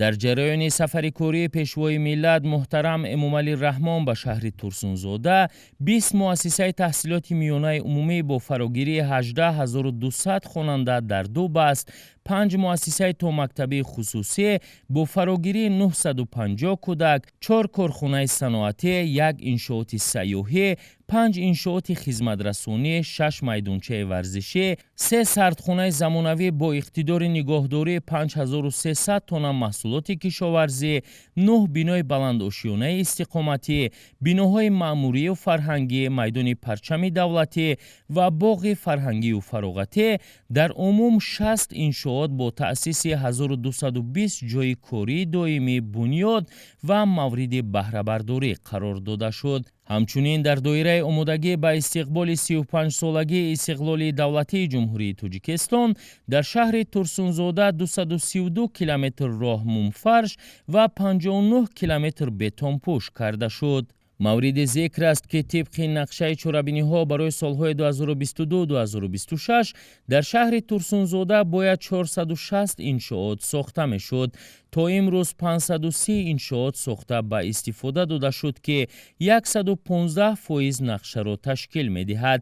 танҳо дар соҳаи маориф таи 5 соли охир 78 муассисаи таълимӣ бо 52 000 ҷойи нишаст ва 21 муассисаи таҳсилоти томактабӣ барои 3600 кӯдак сохта мавриди истифода қарор гирифт. дар ҳамаи иншооти ҷашнӣ дар маҷмӯъ зиёда аз 10 000 ҷойи нави корӣ муҳайё гардидааст. 14 август президенти ҷумҳурии Тоҷикистон пешвои миллат муҳтарам Эмомалӣ Раҳмон дар шаҳри Турсунзода ба таври фосилавӣ муассисаи таҳсилоти миёнаи умумии рақами 28-ро ифтитоҳ намуданд. иншооти нави соҳаи маориф дар пайравӣ ба иқдомҳои роҳбари давлат аз ҷониби фонди эҳсонкории Ситораи Файзбахш сохта шуда барои таълиму тарбияи наврасон шароити зарурӣ муҳайё кардааст. бино аз 2 ошёна ва 26 синфхонаю ҳуҷраҳои корӣ иборат мебошад. муассисаи таҳсилоти миёнаи умумии рақами 28 дар деҳаи Ортиқ Ҷумаеви деҳоти Навободи шаҳри Турсунзода барои 1200 хонанда пешбинӣ шуда дорои синфхонаҳои фанӣ, технологияи иттилоотӣ ва таълими меҳнат мебошад. наврасон метавонанд дар шароити муосир донишҳои замонавӣ ва ҳунар омӯхта оянда ҳамчун кадрҳои лаёқатманд дар пешрафти диёр саҳмгузор бошанд. ҳоло дар муассисаи таҳсилоти миёнаи умумии рақами 28 ба 1070 хонанда 70 омӯзгор таълиму тарбия медиҳанд. иншооти нав дар асоси лоиҳа бо назардошти таҷрибаи муосири мактабсозӣ сохта шудааст. бинои қаблии муассиса дар ҳолати садамавӣ қарор дошт ва дар пайравӣ аз сиёсати иҷтимоии ҳукумати кишвар имкон фароҳам гардид ки барои таълимгирандагон аз ҷониби фонди эҳсонкории Ситораи Файзбахш ба истиқболи сазовори ҷашни 35-солагии истиқлоли давлатӣ бинои муосир бунёду ба истифода дода шавад. ҳамзамон дар муассисаи таҳсилоти миёнаи умумии рақами 28 маркази гармидиҳӣ ва иншооти ёрирасон сохта шудааст. дар майдони барҳавои варзишӣ хонандагон метавонанд машқу тамрин намоянд. саҳни муассисаи таълимӣ чароғон ва сабзкорӣ шудааст. ифтитоҳи иншооти муосири соҳаи маориф намунаи таваҷҷуҳу дастгириҳои пайвастаи ҳукумати ҷумҳурии Тоҷикистон буда имкон медиҳад ки наврасон оянда ҳамчун кадрҳои лаёқатманд дар пешрафти минбаъдаи Тоҷикистон саҳмгузорӣ намоянд. 14 август президенти ҷумҳурии Тоҷикистон пешвои миллат муҳтарам Эмомалӣ Раҳмон дар шаҳри Турсунзода ба таври фосилавӣ муассисаи таҳсилоти миёнаи умумии рақами 66-ро мавриди баҳрабардорӣ қарор доданд. бинои нави мактаб дар пайравӣ ба иқдомҳои роҳбари давлат аз ҷониби соҳибкорону сокинони деҳаи асбоби деҳоти Работ дар якҷоягӣ бо мақомоти иҷроияи ҳокимияти давлатии шаҳри Турсунзода сохта шудааст. ин намунаи татбиқи нақшаи чорабиниҳои ҷашни 35-солагии истиқлоли давлатӣ маҳсуб ёфта имкон медиҳад ки наврасон дар шароити муосир ба омӯзиш фаро гирифта шаванд. бинои муассисаи таҳсилоти миёнаи умумии рақами 66 дорои 24 синфхона буда барои 1150 хонанда пешбинӣ шудааст. таваҷҷуҳи пайвастаи ҳукумати ҷумҳурии Тоҷикистон нисбат ба соҳаи иҷтимоӣ, саҳмгузории мардум дар корҳои ободонӣ ва таҳкими созандагиҳо имкон фароҳам овард ки наврасон дар ин деҳаи шаҳри Турсунзода аз имконияти мусоид барои омӯзиш баҳравар шаванд. сокинони деҳаи асбоб ҳамовозӣ бо иқдомҳои роҳбари давлат ва саҳмгузорӣ дар ободии диёрро вазифаи ҳар фарди хештаншинос арзёбӣ карда ифтитоҳи иншооти нави соҳаи маорифро барои баланд шудани савияи дониши фарзандон ва ба камол расидани ҷавонони донишманду хештаншинос муҳим арзёбӣ мекунанд. бинои қаблии муассисаи таҳсилоти миёнаи умумии рақами 66 дар ҳолати корношоям буд. роҳбари давлат муҳтарам Эмомалӣ Раҳмон саҳмгузории дастҷамъона дар корҳои ободонӣ ва ифтитоҳи иншооти навро заминаи асосӣ барои омода кардани мутахассисони лаёқатманд барои соҳаҳои иқтисодию иҷтимоии кишвар ва рушди минбаъда муҳим арзёбӣ намуданд.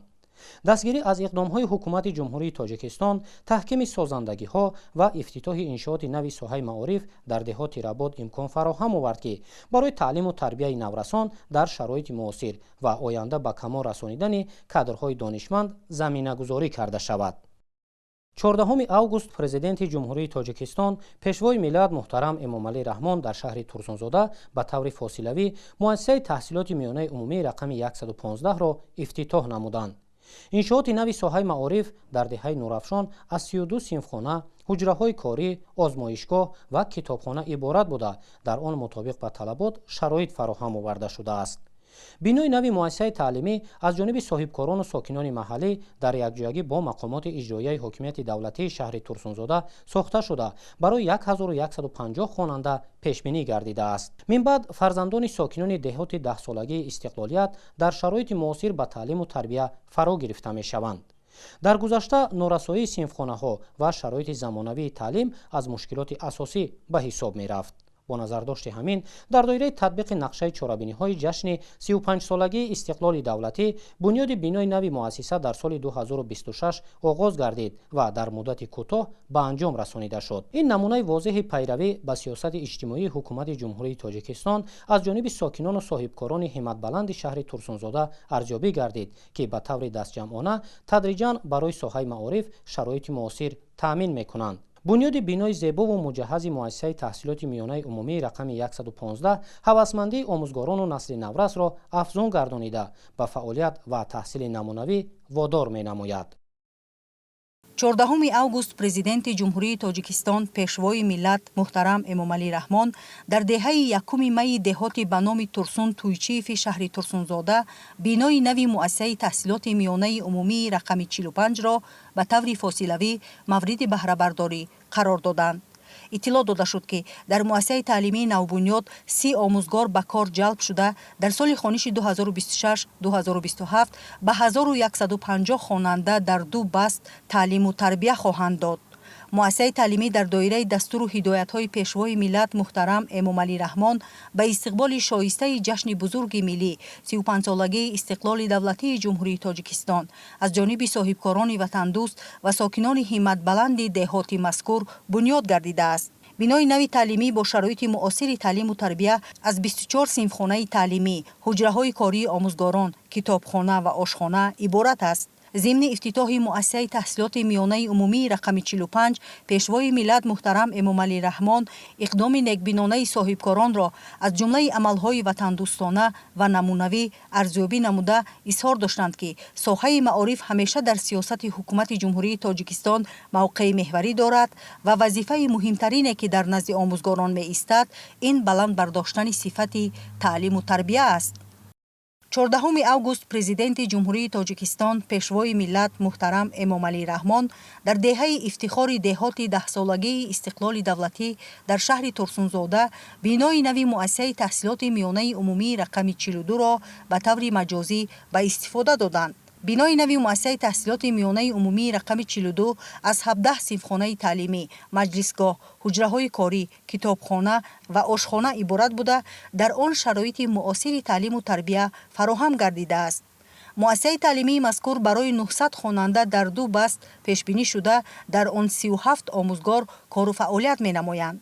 пешвои миллат муҳтарам эмомалӣ раҳмон зимни ифтитоҳи фосилавии муассисаи таҳсилоти миёнаи умумии рақами 42 дар деҳаи ифтихор таъкид намуданд ки бояд ҳамаи омӯзгорон фаъолияти худро бо масъулияти баланд ба роҳ монда насли наврасро дар рӯҳияи худогоҳиву худшиносӣ, донишомӯзии амиқ ва ватандӯстӣ тарбия намоянд. муассисаи таҳсилоти миёнаи умумии рақами 42 аз ҷумлаи иншооти ҷашнии 35-солагии истиқлоли давлатии ҷумҳурии тоҷикистон буда дар доираи сиёсати маорифпарваронаи пешвои миллат муҳтарам эмомалӣ раҳмон аз ҳисоби маблағҳои буҷетӣ ва саҳми сокинону соҳибкорони ватандӯст бунёд гардид.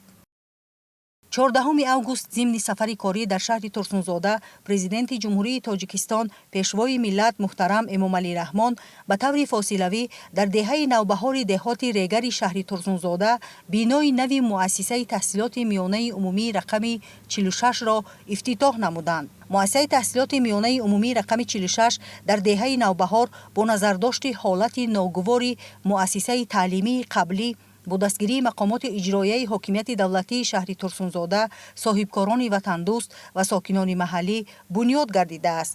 он дорои 16 синфхонаи таълимӣ барои 870 хонанда, ҳуҷраҳои корӣ барои омӯзгорон, китобхона, маҷлисгоҳ ва ошхона мебошад. Президенти Ҷумҳурии Тоҷикистон муҳтарам Эмомалӣ Раҳмон иқдоми созанда ва бунёдкоронаи соҳибкорони бонанг ва сокинони ташаббускори деҳаи навбаҳоро шоистаи таҳсин хонданд. таъкид гардид ки эътибори аввалиндараҷа додани ҳукумати ҷумҳурии тоҷикистон низ ба рушди соҳаи маориф ин мутобиқ намудани шароити таълиму тарбияи насли ояндасоз ба талаботи замони муосир, таҳсили босифат ва ба камол расонидани мутахассисони болаёқат дар соҳаҳои гуногун мебошад. дастур дода шуд ки бо ҷорӣ намудани усулҳои нави таълим, таҳким бахшидани омӯзиши фанҳои дақиқ ва забонҳои хориҷӣ, наврасони деҳаҳои шаҳри Турсунзода барои дохилшавӣ ба муассисаҳои олии дохил ва хориҷи кишвар дар сатҳи баланд омода карда шаванд. 14 август президенти ҷумҳурии Тоҷикистон пешвои миллат муҳтарам Эмомалӣ Раҳмон дар деҳаи шунуки деҳоти Қаратоғ ба таври фосилавӣ бинои иловагиро дар назди муассисаи таҳсилоти миёнаи умумии рақами 91 мавриди баҳрабардорӣ қарор доданд. бинои иловагӣ бо 16 синфхона дар назди муассисаи таълимӣ ба истиқболи сазовор аз ҷашни бошукӯҳи 35-солагии истиқлоли давлатии ҷумҳурии Тоҷикистон қомат афрохт. бо назардошти зиёдшавии аҳолӣ дар деҳаи шунуки деҳоти Қаратоғ бинои иловагӣ аз ҳисоби маблағҳои буҷет ва саҳми сокинону соҳибкорони ватандӯст бунёд гардид. синфхонаҳои иловагӣ барои 860 хонанда дар 2 баст пешбинӣ гардида, корҳои сохтмонӣ дар иншоот бо тарҳи зебо, истифода аз масолеҳи хушсифати сохтмонӣ ва бо сифати баланд анҷом дода шудааст, то наврасон дар ин даргоҳи илму маърифат ба таълиму тарбия фаро гирифта шаванд. иншооти нав ки дорои шароиту имконияти муосири таълиму тарбия мебошад, идомаи мантиқии сиёсати маорифпарваронаи ҳукумати ҷумҳурии Тоҷикистон ва беҳтар кардани сатҳи донишомӯзии насли ояндасози миллат арзёбӣ гардид. пешвои миллат муҳтарам Эмомалӣ Раҳмон зимни ифтитоҳи фосилавии бинои иловагии мактаб бо 16 синфхонаи нав ба иқдомҳои пешгирифтаи соҳибкорону сокинони маҳал баҳои баланд доданд. бо мавриди истифода қарор гирифтани 16 синфхонаи иловагӣ дар назди муассисаи таҳсилоти миёнаи умумии рақами 91 дар деҳаи Шунук шумораи омӯзгорони муассиса ба 52 нафар расид.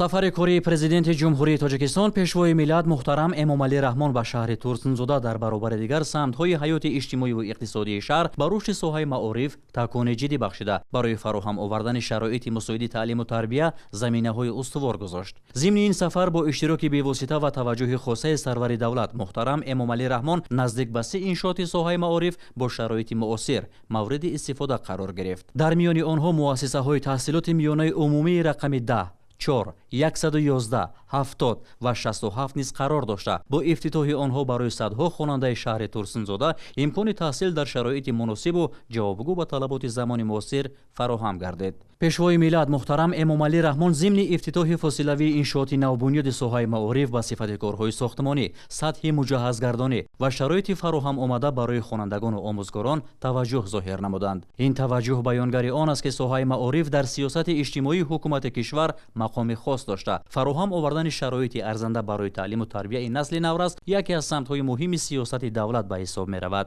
муассисаи таҳсилоти миёнаи умумии рақами 10 воқеъ дар деҳаи иттифоқи деҳоти Регар ки аз ҷониби пешвои миллат муҳтарам Эмомалӣ Раҳмон ба таври фосилавӣ ифтитоҳ ёфт, барои фароҳам овардани шароити арзандаи таълиму тарбия ва беҳтар намудани сатҳу сифати таҳсил барои садҳо хонандаи маҳал заминаи мусоид фароҳам овард. дар муассиса имрӯз 626 хонанда ба таълиму тарбия фаро гирифта шуда, ба онҳо 28 омӯзгор дарс мегӯяд. муассиса аз 2 ошиёна иборат буда дар он 17 синфхона ва 6 ҳуҷраи корӣ ҷойгир шудааст. ин имконият медиҳад ки раванди таълим дар шароити муосир ва бо риояи талаботи зарури ба роҳ монда шавад. иншоот бо саҳми соҳибкорони маҳаллӣ Атохуҷа Баракатулло, Умурзоқ Тиляков ва Ислом Бегалиев, инчунин бо иштироки дигар сокинони маҳал бунёд шудааст. мавриди истифода қарор гирифтани чунин муассисаи замонавӣ барои сокинони деҳаи иттифоқ рӯйдоди муҳим ва қадами устувор дар роҳи фароҳам овардани шароити беҳтари таълиму тарбия ва омӯдани آماده نمودن نسل آینده به حساب می‌رود. دیگر انشاءات بر روش ساحه معارف نقش‌گذار مؤسسه تحصیلات میانه عمومی رقم 4 در دهه پخت آبادی دهات پخت آباد میباشد. مکتب دارای 12 صنفخانه مجهز و حجره‌های کاری بوده برای به تحصیل فرا گرفتن 600 خواننده در 2 بست پیش بینی شده است. بنیاد این مؤسسه با روح بلندی از دستور و هدایت‌ها و توجه پیوسته پیشوای ملت محترم امام علی رحمان برای سهم گذاشتن در رشد ساحه معارف با سهم و اقدام ساکنان محلی عملی گردیده است. در دهات پخت آباد حدود 12000 ساکن زندگی می‌کنند. از این شماره فرزندان بیش از 8000 عائله در مؤسسه تحصیلات میانه عمومی رقم 4 به تحصیل فرا گرفته شدند. این نشان داد بازگوی رشد دموگرافی محل و افزایش طلبات به جای نشست در این مؤسسه بوده. شماره خوانندگان به صنف یکم قبول شونده در قیاس به ختم کنندگان تفاوت زیاد دارد. طبق معلومات سال 2026 مؤسسه را 87 خواننده ختم کرده. برای سال تحصیلی 2026-2027 زیاده از 160 کودک به صنف یکم جلب شدند. شماره به صنف یکم قبول شوندگان تقریبا 2 برابر بیشتر از شماره ختم کنندگان می باشد. حالا شماره عمومی خوانندگان مؤسسه از 2000 گذشته است. این رقم ضرورت بنیاد مؤسسه نوی تعلیمی را در این محل باز هم روشن‌تر نشان می‌دهد. در دهه نورستان دهات 10 سالگی استقلال نیز مکتب نو مورد استفاده قرار گرفت. مؤسسه تحصیلات میانه عمومی رقم 111 با 10 صنفخانه مجهز بنیاد گردیده برای به تحصیل فرا گرفتن 600 خواننده در 2 بست پیش بینی شده است. بنای قبلی مؤسسه فرسوده گردیده به طلبات معاصر تعلیم و تربیت جوابگو نبود. از این رو ساکنان دهه نورستان با احساس بلند مسئولیت شناسی و پیروی به سیاست معارف پرورانه دولت و حکومت جمهوری تاجیکستان اقدام نمودند که برای فرزندان خود بنای نوی تعلیمی بنیاد نمایند. این اقدام ساکنان نمونه روشن دستگیری تشبس‌های سازنده دولت در سمت رشد ساحه معارف میباشند. با فراهم آمدن چنین شرایط امکانیت پیدا شد که خوانندگان تحصیل را تا صنف 11 در خود مؤسسه ادامه داده از شرایط معاصر تعلیم استفاده نمایند.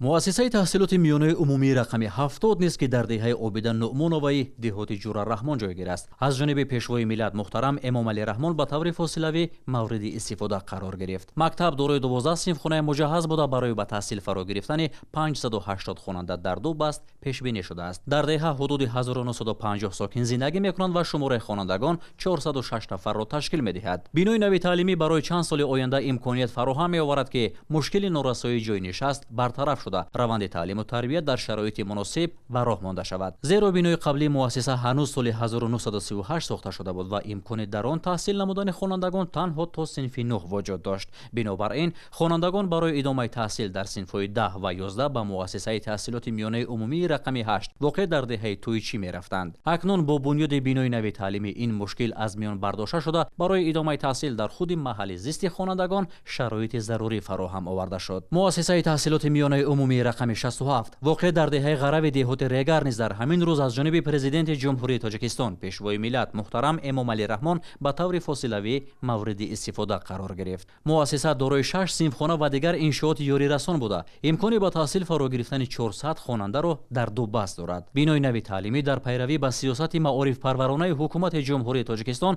با تشبس و سهم صاحبکار شاکر قربانوف بنیاد شده است. چنین اقدام‌های صاحبکاران و ساکنان محلی که در بنیاد مؤسسه‌های تعلیمی و فراهم آوردن شرایط مناسب برای تعلیم و تربیت فرزندان سهم می‌گذارند نمونه بلند مسئولیت شهروندی و دستگیری سیاست سازنده دولت ارزیابی می‌گردند. توجه پیوسته پیشوای ملت محترم امام علی رحمان با چنین اقدام‌ها و قدردانی سهم مردم کشور در رشد ساحه معارف برای ادامه این کارهای سازنده زمینه مساعد فراهم می‌آورد. افزایش همساله شماره خوانندگان در مؤسسه‌های تعلیمی شهر ترسنزاده ضرورت بنیاد و نوسازی مؤسسه‌های تعلیمی را بیشتر می‌نماید. طبق معلومات موجوده در یک قطار مؤسسه‌های مذکور شماره خوانندگان صنف یکم نسبت به ختم کنندگان تا 50% و در بعضی موردها خیلی بیشتر می‌افزاید.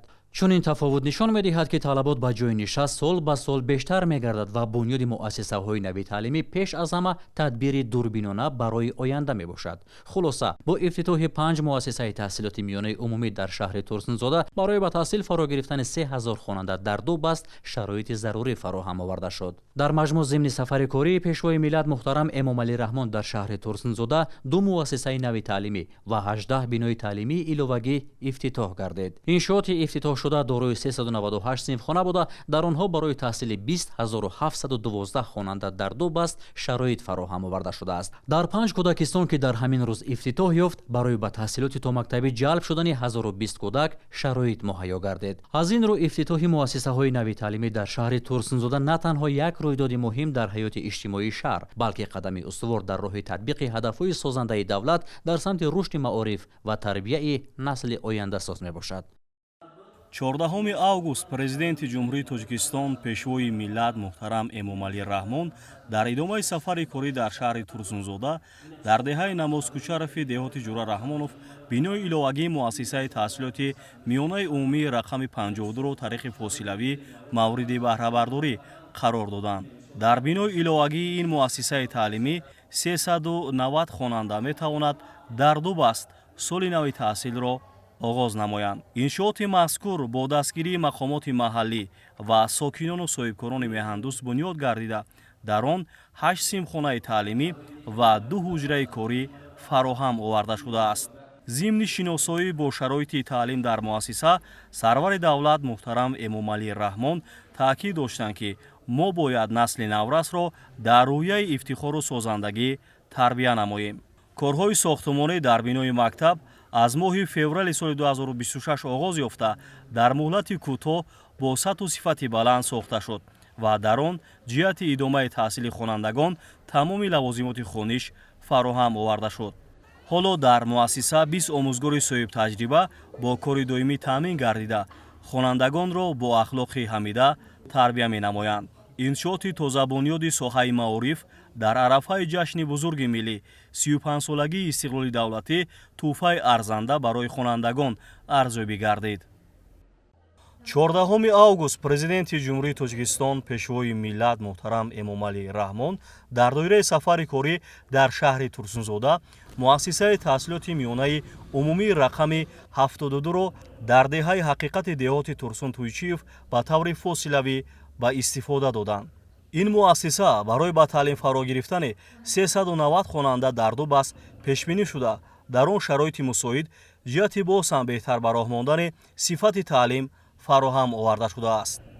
иттилоъ дода шуд, ки дар муассисаи таълимии навбунёд 12 кас соҳиби ҷойи кори доимӣ гардида, дар таълиму тарбияи насли наврас ва худшиносию худогоҳии миллии онҳо машғул мешаванд. муассиса бо дастгирии мақомоти маҳаллӣ ва соҳибкорони ватандӯст бунёд шуда, он аз 8 симхонаи таълимӣ ва 2 ҳуҷраи корӣ иборат мебошад. корҳои сохтмонии иншооти соҳаи маориф аз моҳи феврали соли 2026 оғоз шуда, дар муҳлати кӯтоҳ бо ҷалби сокинони маҳаллӣ бунёд гардид. бинои нав дар ҷои бинои кӯҳнаи муассиса, ки ба талаботи замони муосир ҷавобгӯ набуд сохта шуда, ҳамзамон ба мушкилоти нарасидани симхонаҳои таълимӣ мусоидат намуд. зимни шиносоии иншооти нави соҳаи маориф, пешвои миллат муҳтарам Эмомалӣ Раҳмон омӯзгорони ин муассисаро дар рӯҳияи ватандӯстӣ ва ифтихори миллӣ тарбия намудани хонандагон ҳидоят карданд. 14 август президенти ҷумҳурии Тоҷикистон пешвои миллат муҳтарам Эмомалӣ Раҳмон дар доираи сафари корӣ ба шаҳри Турсунзода қисми якуми бинои нави муассисаи таълимии рақами 123-ро, ки барои муҳоҷирони экологӣ дар деҳаи намуна дуи деҳоти 10-солагии Истиқлол бунёд шудааст, ба таври фосилавӣ ба истифода доданд. бинои мактаб барои ба таълиму тарбия фаро гирифтани 1800 хонанда дар ду баст пешбинӣ шуда, дар он симхонаҳои барҳаво ва имкониятҳои муосири таълим бунёд гардидааст.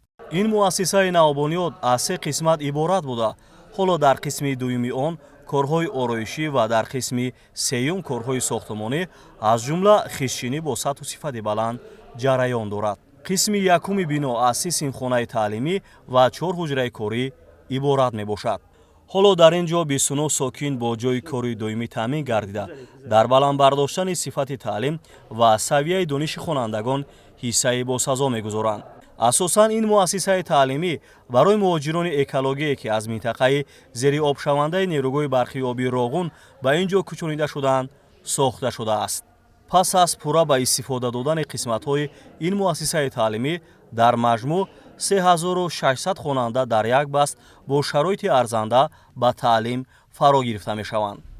пешвои миллат муҳтарам Эмомалӣ Раҳмон бунёди ин муассисаи таълимии замонавиро барои хонандагон тӯҳфаи арзишманд маънидод карда, аз омӯзгорон даъват ба амал оварданд ки насли наврасро дар роҳи дуруст тарбия намоянд.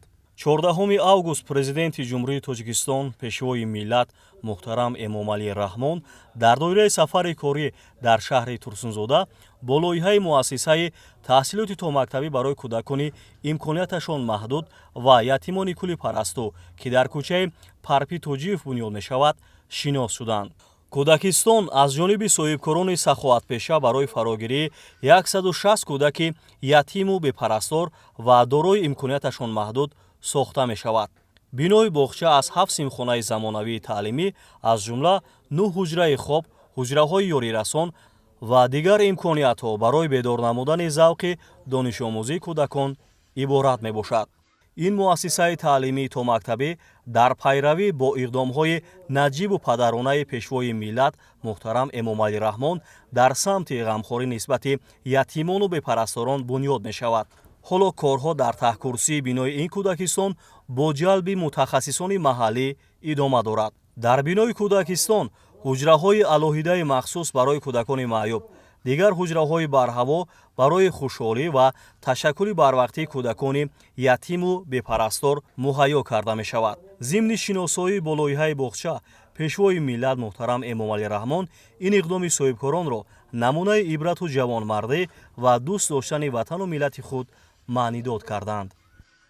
14 август президенти ҷумҳурии Тоҷикистон пешвои миллат муҳтарам Эмомалӣ Раҳмон дар шаҳри Турсунзода бинои нави муассисаи таҳсилоти томактабӣ Нури Истиқлолро ба таври фосилавӣ ифтитоҳ намуданд. бинои боғча бо саҳми соҳибкори саховатпеша Иброҳимзода Аброр бунёд шуда барои тарбияи зиёда аз 110 кӯдак пешбинӣ гардидааст. муассисаи таҳсилоти мактабӣ бо риояи талаботи меъмории миллӣ мутобиқ ба шавқу завқи кӯдакон бунёд гардида бо тамоми шароиту лавозимоти зарурӣ, мизу курсӣ ва ҳуҷраҳои барҳаво барои машғулияти зеҳнии кӯдакон таъмин мебошад. бино аз 2 ошёна иборат буда дар масоҳати умумӣ 1000 метри мураббаъ бунёд гардидааст. баробари ифтитоҳи боғчаи мазкур 18 сокини маҳаллӣ бо кор таъмин карда шуд. бунёди чунин биноҳои нави таҳсилоти томактабӣ натиҷаи татбиқи амалии дастуру ҳидоятҳои пешвои миллат муҳтарам Эмомалӣ Раҳмон дар самти тарбияи дурусти кӯдакону наврасон ва ташаккул додани нерӯи зеҳнии онҳо арзёбӣ мегардад.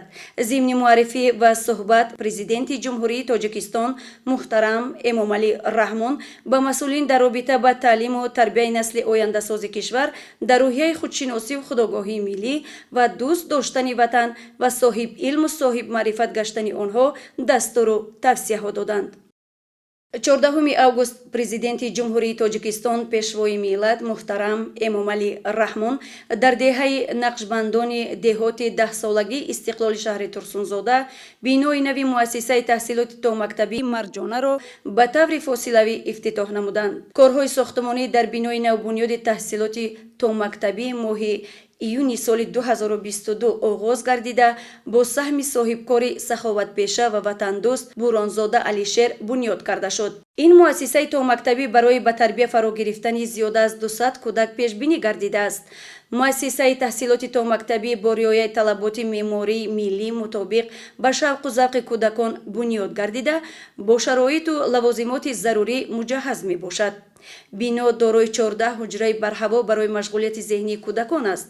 баробари мавриди баҳрабардорӣ қарор гирифтании боғчаи мазкур 22 мутахассиси маҳаллӣ ки бештари онҳоро занон ташкил медиҳанд бо кори доимӣ ва маоши хуб таъмин шуданд. бунёди чунин биноҳои нави таҳсилоти томактабӣ ба таълиму тарбияи насли наврас дар рӯҳияи ватандӯстиву донишомӯзӣ мусоидат мекунад. зимни муаррифӣ ва суҳбат президенти ҷумҳурии Тоҷикистон муҳтарам Эмомалӣ Раҳмон ба масъулин вобаста ба тақвияти донишҳои муосири насли ояндасози кишвар ва дар рӯҳияи худшиносиву худогоҳии миллӣ тарбия намудани онҳо дастуру тавсияҳо доданд. 14 август президенти ҷумҳурии Тоҷикистон пешвои миллат муҳтарам Эмомалӣ Раҳмон дар доираи сафари корӣ ба шаҳри Турсунзода ба таври фосилавӣ маҷмӯаи хизматрасонии сайёҳӣ ва хоҷагии моҳипарварии Аҳмад Гулмоҳиро мавриди истифода қарор доданд. Иншооти мазкур аз ҷониби соҳибкори маҳаллӣ Шаҳбоз Нуров ба истиқболи ҷашни 35-солагии истиқлоли давлатии ҷумҳурии Тоҷикистон дар мавзеи лабиҷӯи деҳоти Қаратоғ бунёд гардидааст. Масоати умумии маҷмӯа 12,7 гектарро фаро гирифта, дар 3,7 гектари он пойгоҳи сайёҳӣ ташкил карда шудааст. Иншоот бо ҳадафи ҷалби бештари сайёҳон ва муаррифии имкониятҳои сайёҳии минтақа сохта шуда, аз 2 меҳмонхонаи замонавӣ бо 8 ҳуҷра, ошхона ва дигар биноҳои ёрирасон иборат мебошад. Дар меҳмонхона ба таври замонавӣ бо назардошти анъанаҳои миллӣ барои қабули сайёҳон шароит муҳайё карда шудааст. меҳмонон имкон доранд дар 4 фасли сол аз имкониятҳои мавҷуда иншоот истифода баранд. атрофи меҳмонхона бо дарахтони ороишӣ ва сояафкан оро дода шуда, роҳравҳо сафолакпӯш гардидааст. ҳамзамон барои қабули сайёҳони дохиливу хориҷӣ дар соҳили дарёи Қаратоғ 35 кат ва 6 хайма истироҳатӣ ҷой дода шудааст. ин имкон фароҳам меорад ки сайёҳон аз табиати зебои минтақа ба таври васеъ баҳравар гарданд. маҷмӯа дар миёни кӯҳҳои баланд бунёд шуда, онро табиати назаррабо иҳота кардааст. пойгоҳи сайёҳӣ имкони қабули 50 мизоҷро дар як вақт дорад. хоҷагии моҳипарварии Аҳмад Гулмоҳӣ ки дар ҳудуди маҷмӯа 9 гектарро дар бар мегирад, аз 80 ҳавз иборат мебошад. ҳоло дар 64 ҳавзи он намудҳои гуногуни гулмоҳӣ парвариш меёбад. дар хоҷагии парвариши моҳӣ дар ҳавзҳои инкубатсионӣ аз тухм оғоз ёфта, нигоҳубини он марҳила ба марҳила ба роҳ монда шудааст. дар ҳавзҳои алоҳида истироҳаткунандагон метавонанд ба моҳидорӣ машғул шуда, вақти худро хуш гузаронанд. дар иншооти мазкур 10 сокини маҳаллӣ бо шуғли доимӣ ва маоши хуб таъмин гардидаанд. масъулон нақша доранд дар оянда доираи фаъолияти иншоотро васеъ намуда, ҳаҷми истеҳсолотро зиёд ва шароити қабули меҳмононро беҳтар созанд. ҳоло корҳои сохтмонӣ дар дигар гӯшаҳои маҷмӯа бо маром идома доранд. бо пурра мавриди баҳрабардорӣ қарор гирифтани иншоот, имкон фароҳам мегардад ки дар як вақт ба 100 меҳмон хизмат расонида шавад. пешвои миллат муҳтарам Эмомалӣ Раҳмон ба иқдоми соҳибкори ватанӣ баҳои баланд дода, ташкили маҷмӯаи муосирро омили муҳими рушди соҳаи сайёҳии кишвар арзёбӣ намуданд ва барои боз ҳам беҳтар кардани сатҳи хизматрасонӣ, ҷалби бештари сайёҳон ва истифодаи самаранок имкониятҳои табиии минтақа дастуру тавсияҳо доданд. дар доираи сафари корӣ дар шаҳри Турсунзода, президенти ҷумҳурии Тоҷикистон пешвои миллат муҳтарам Эмомалӣ Раҳмон сардхонаи муосири ҷамъияти дорои масъулияти маҳдуди Амиго дар деҳоти Работро ба таври фосилавӣ ба истифода доданд. иншоот бо иқтидори нигоҳдории 5000 тонна маҳсулоти кишоварзӣ, таъсиси ҷойҳои нави корӣ ва фароҳам овардани шароити мусоид барои нигоҳдории маҳсулоти ватанӣ дар рушди соҳаи кишоварзӣ ва таъмини бозори истеъмолӣ нақши муҳим мебозад. тавре зикр гардид, истеҳсоли фаровони маҳсулот дар мавсими ҳосилғундорӣ танҳо дар сурати самараи бештар медиҳад ки барои нигоҳдории он шароити зарурӣ мавҷуд бошад. сардхонаи нави корхонаи Амиго маҳз ба ҳамин ҳадаф хизмат мекунад. баробари ба фаъолият оғоз кардани сардхонаи корхонаи Амиго 5 мутахассиси маҳаллӣ бо кори доимӣ таъмин гардид. маҳсулоти кишоварзӣ бахусус меваю сабзавот асосан дар фаслҳои муайян истеҳсол мешаванд, аммо талаботи бозор ба ин маҳсулот дар тамоми фаслҳои сол боқӣ мемонад. маҳз фаъолияти сардхонаҳои муосир имкон медиҳанд ки маҳсулоти дар мавсими ҳосил ҷамъоварӣшуда барои муддати муайян нигоҳ дошта шавад. аҳамияти асосии чунин иқдом дар он аст ки маҳсулоти истеҳсолшуда талаф наёфта бо нигоҳдории дуруст дар вақти зарурӣ ба бозор бароварда шавад. ҳадафи ниҳоӣ бошад таъмини бозори дохилӣ бо маҳсулоти хушсифати ватанӣ ва фароҳам овардани имкони дастрасии шаҳрвандон ба маҳсулоти кишоварзӣ дар тамоми фаслҳои сол мебошад. 14 август зимни сафари корӣ дар шаҳри Турсунзода, президенти ҷумҳурии Тоҷикистон пешвои миллат муҳтарам Эмомалӣ Раҳмон ба таври фосилавӣ корхонаи ҷамъияти дорои масъулияти маҳдуди Амигоро мавриди истифода қарор доданд. дар корхонаи Амиго истеҳсоли пахтаи минералӣ барои нагузарондани гармиву хунукӣ ба роҳ монда шудааст. иқтидори истеҳсолии корхона дар як сол ба 40,000 тонна мерасад. ин нишондиҳанда аз он шаҳодат медиҳад ки корхона метавонад дар таъмини бозори дохилӣ бо маҳсулоти истеҳсоли ватанӣ саҳми назаррас гузорад. маҳз истеҳсоли маҳсулоти рақобатпазир ва ҷавобгӯ ба талаботи бозор яке аз ҳадафҳои асосии соҳибкорон ба ҳисоб меравад. дар корхона барои 50 сокинони маҳаллӣ جای کار فراهم آورده شده است. اقتدار سالانه 40,000 تن محصولات امکان می‌دهد که کارخانه در آینده موقع خود را در بازار داخلی تحکیم بخشیده برای برآمدن به بازارهای خارجی نیز زمینه مساعد فراهم آورد. مسئولین کارخانه نقشه دارند که در آینده حجم استحصالات را زیاد نموده محصولات کارخانه را به بازارهای خارجی کشور نیز صادر نمایند. رهبریت کارخانه امیگو نیت دارند در آینده با افزایش حجم استحصالات و راه یافتن به بازارهای خارجی در رشد اقتصادی شهر ترسونزاده و کشور سهمی بیشتر گذارند. در دایره سفر کاری در شهر ترسونزاده پرزیدنت جمهوری تاجیکستان پیشوای ملت محترم امامعلی رحمان طریق فاصلوی کارگاه دوزندگی جمعیت دارای مسئولیت محدود امید صفیه را مورد استفاده قرار دادند.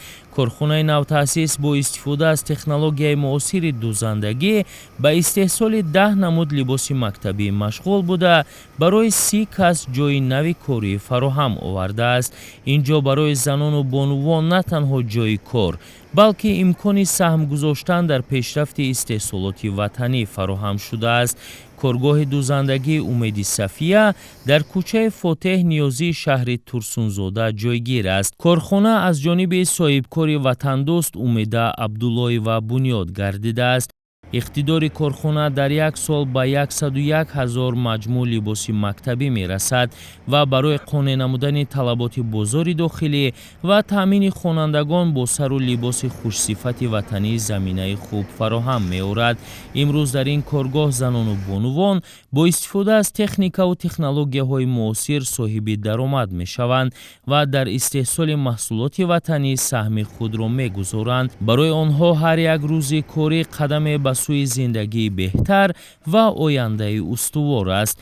14 اوگوست ضمن سفر کاری در شهر ترسونزاده پرزیدنت جمهوری تاجیکستان پیشوای ملت محترم امامعلی رحمان کارخانه استحصال خشت جمعیت دارای مسئولیت محدود محمد زاهد را به طور فاصلوی مورد استفاده قرار دادند. کارخانه در دهاتی به نام جوره رحمانوف جایگیر بوده اقتدار استحصالی آن در یک سال به 2,600,000 دانه خشت اعلی صفت می رسد. کارخانه استحصالی از جانب صاحبکار وطن دوست عبدالجبار مدومعروف بنیاد گردیده است. با مورد استفاده قرار گرفتن کارخانه 25 متخصص محلی با کاری دائمی تامین گردیدند. طور ذکر گرده تأسیس جایهای نوی کاری در برابر اهمیت اقتصادی اهمیت اجتماعی نیز دارد، زیرا هر یک کارخانه نو برای چندین عائله منبع درآمد و برای متخصصان مکان تطبیق دانش‌های کسبی می‌گردد. از این رو رشد استحصالات در محل‌ها یکی از راه‌های مهم تامین شغل اهالی و بهتر نمودن سطح زندگی مردم ارزیابی می‌گردد. افتتاح کارخانه استحصال خشت جمعیت دارای مسئولیت محدود محمد زاهد در شهر ترسونزاده قدم دیگر در راه توسعه اقتدارهای صنعتی و رشد استحصالات وطنی نامیده شد. 14 август президенти ҷумҳурии тоҷикистон пешвои миллат муҳтарам эмомалӣ раҳмон дар доираи сафари корӣ ба шаҳри турсунзода ба таври фосилавӣ бинои нави ҷамоати деҳоти сешанберо мавриди истифода қарор доданд. иншооти нав дар доираи тадбирҳои созандагӣ ба истиқболи ҷашни муқаддаси миллӣ 35-солагии истиқлоли давлатии ҷумҳурии тоҷикистон бунёд гардида барои беҳтар намудани фаъолияти мақомоти худидоракунии маҳаллӣ ва баландбардоштани сатҳу сифати хизматрасонӣ ба аҳолӣ пешбинӣ шудааст. бино аз ду ошёна иборат буда дорои 14 ҳуҷраи кори барҳаво ва як маҷлисгоҳи муосир мебошад. маҷлисгоҳ дорои 100 ҷои нишаст буда барои баргузор намудани вохӯриҳо ва дигар чорабинҳои расмӣ бо шароити зарурӣ таъмин карда шудааст. ҳуҷраҳои корӣ бо мизу курсӣ, ҷевон, компютер ва дигар лавозимоти зарурӣ таъмин буда барои қабули муроҷиаткунандагон ва пешниҳоди хизматрасонӣ босифат ба сокинон шароити муносиб фароҳам оварда шудааст. аҳолии ҷамоати деҳоти сешанбе 18400 нафарро ташкил дода дар ҳудуди он 6 деҳа ҷойгир аст. мавриди истифода қарор гирифтани бинои нави ҷамоат имкон медиҳад ки фаъолияти мақомоти маҳаллӣ боз ҳам самаранок гардида сатҳу сифати хизматрасонӣ ба сокинон беҳтар шавад. корҳои сохтмонӣ моҳи майи январи соли 2024 оғоз гардида бо ҷалби мутахассисону бинокорони маҳаллӣ дар муҳлати муайяншуда ва бо сифати баланд ба анҷом расонида шуд. ҳангоми бунёди иншоот аз масолаи бо сифати сохтмонӣ истифода гардидааст. дар доираи корҳои ободонӣ саҳни бино сафулакпӯш гардида дарахтони ҳамешасабз шинонида шудааст. пешвои миллат муҳтарам Эмомалӣ Раҳмон зимни шиносоӣ ба сифати корҳои анҷомёфта баҳои баланд дода ба масъулон ҷиҳати истифодаи самараноки имкониятҳои фароҳамшуда, хизматрасонии содиқона ва босифат ба аҳолӣ, ҳалли саривақтии муроҷиатҳои шаҳрвандон ва татбиқи ҳадафҳои созандаи ҳукумати ҷумҳурии Тоҷикистон дастуру тавсияҳои мушаххас доданд.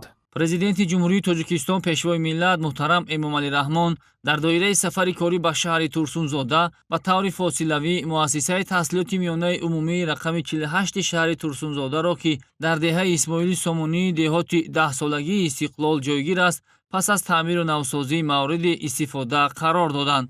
муассисаи мазкур баъд аз 30 соли фаъолият, ки ба таъмиру навсозӣ ниёз пайдо карда буд, бо мавриди навсозӣ қарор гирифтан барои 1700 хонанда дар 2 баст имкони таҳсилро фароҳам овардааст. муассисаи таҳсилоти миёнаи умумии рақами 48 дорои 26 синфхонаи таълимӣ ва 9 ҳуҷраи корӣ барои омӯзгорон мебошад.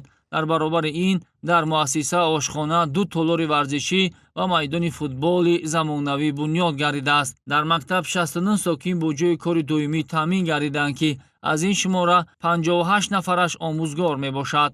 ёдовар мешавем, ки пешвои миллат зимни сафари худ ба деҳаи Исмоили Сомонӣ моҳи декабри соли 2025 ба масъулин дастур дода буданд, ки муассисаи таълимии деҳаро пурра навсозӣ намуда барои таълиму тарбияи фарзандони сокинон шароити муносиб фароҳам оваранд. бо дарки баланди масъулияти шаҳрвандӣ ва ҳисси ватандӯстӣ, соҳибкори маҳаллӣ Неъматулло Ҳаитов, ки худ хатмкардаи ҳамин муассисаи таълимӣ мебошад, ташаббус нишон дода бинои мактабро пурра аз навсозӣ намуд.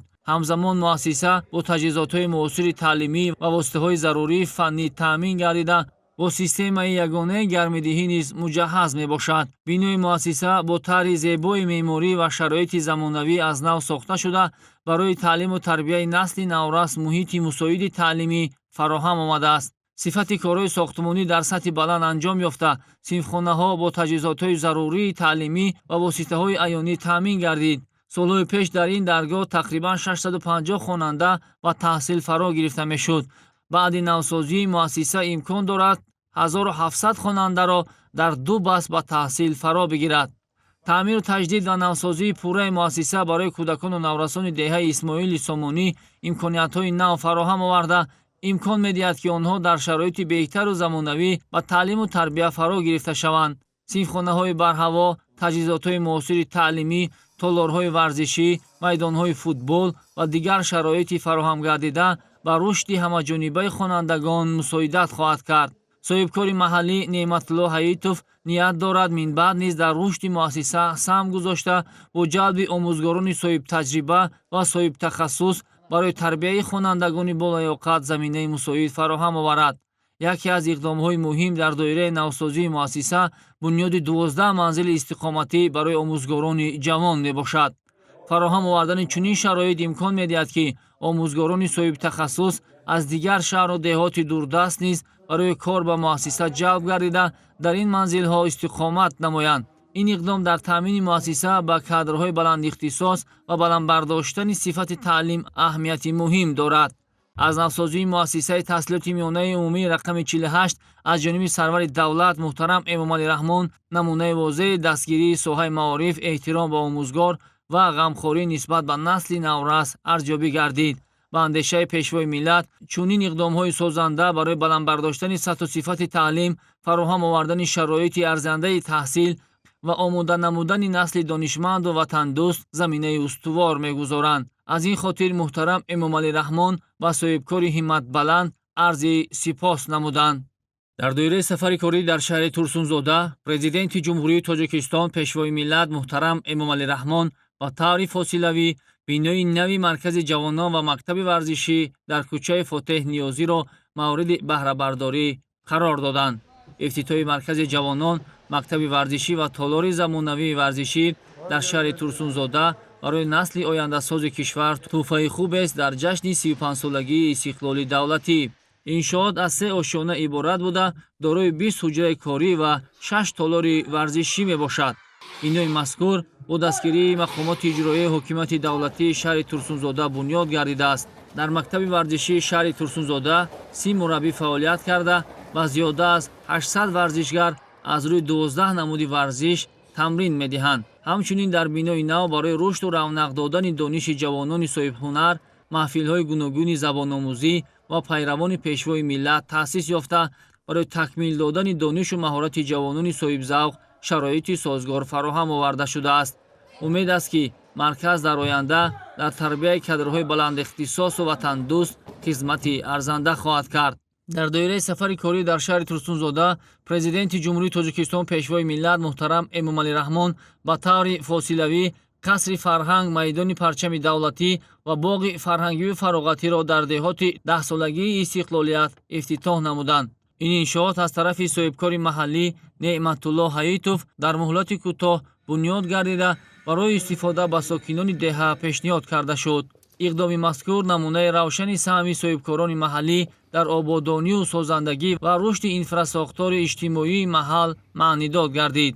қасри фарҳанг дорои 230 ҷойи нишаст буда бо таҳри муосири меъморӣ бунёд гардида барои баргузории чорабиниҳои гуногуни фарҳангӣ, маърифатӣ, илмӣ ва адабӣ шароити мусоид фароҳам меорад.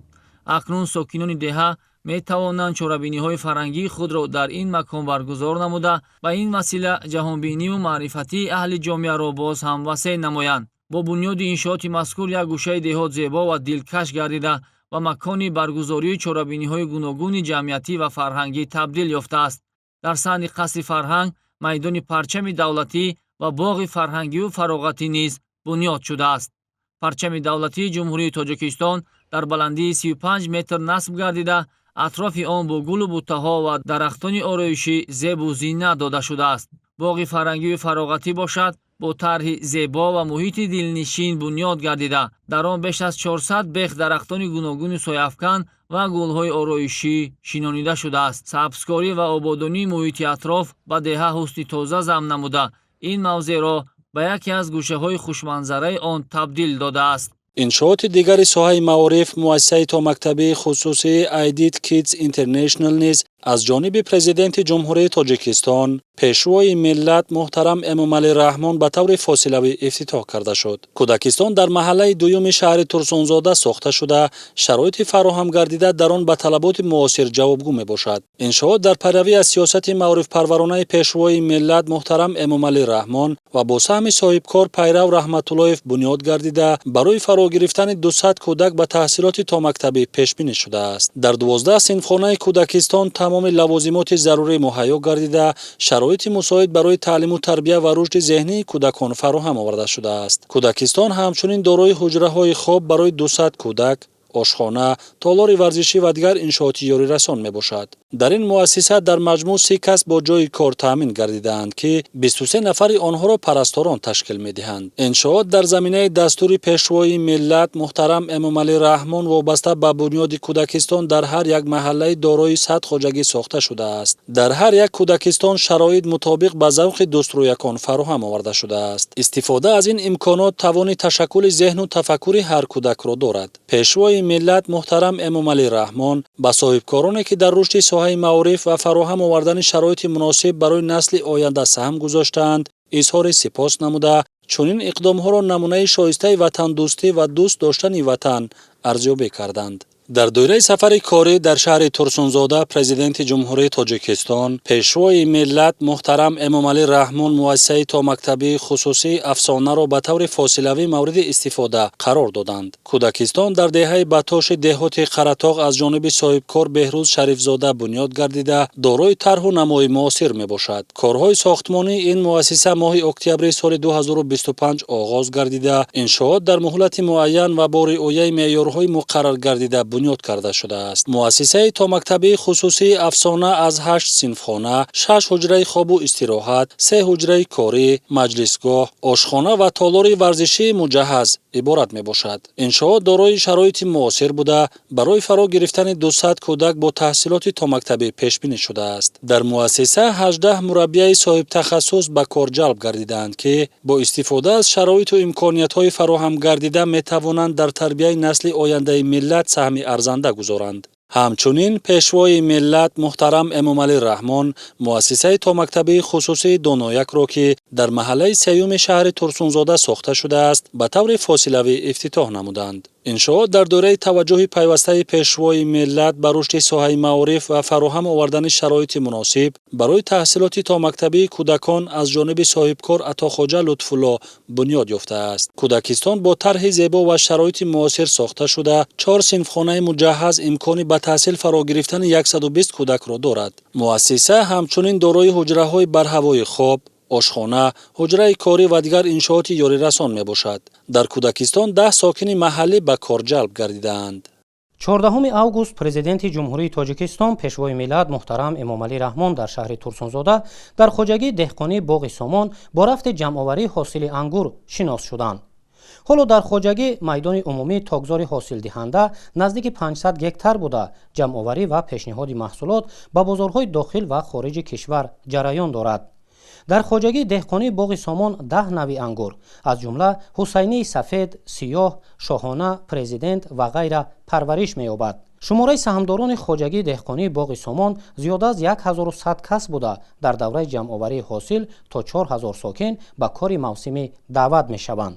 ҳоло дар доираи татбиқи барномаи рушди соҳаи боғу токпарварӣ ва ситруспарварӣ дар ҷумҳурии Тоҷикистон барои солҳои 2025-2029 барқарорсозии 50 гектар боғи кӯҳнаи ангури хоҷагии деҳқонии боғи Сомон ҷараён дорад. бо ин мақсад ҷиҳати васеъ кардани имкониятҳои содиротӣ асосан ангури навъҳои шоҳона, президент, аватар ва кардинал шинонида мешавад ки дар бозорҳои байналмилалӣ талабгорони зиёд доранд.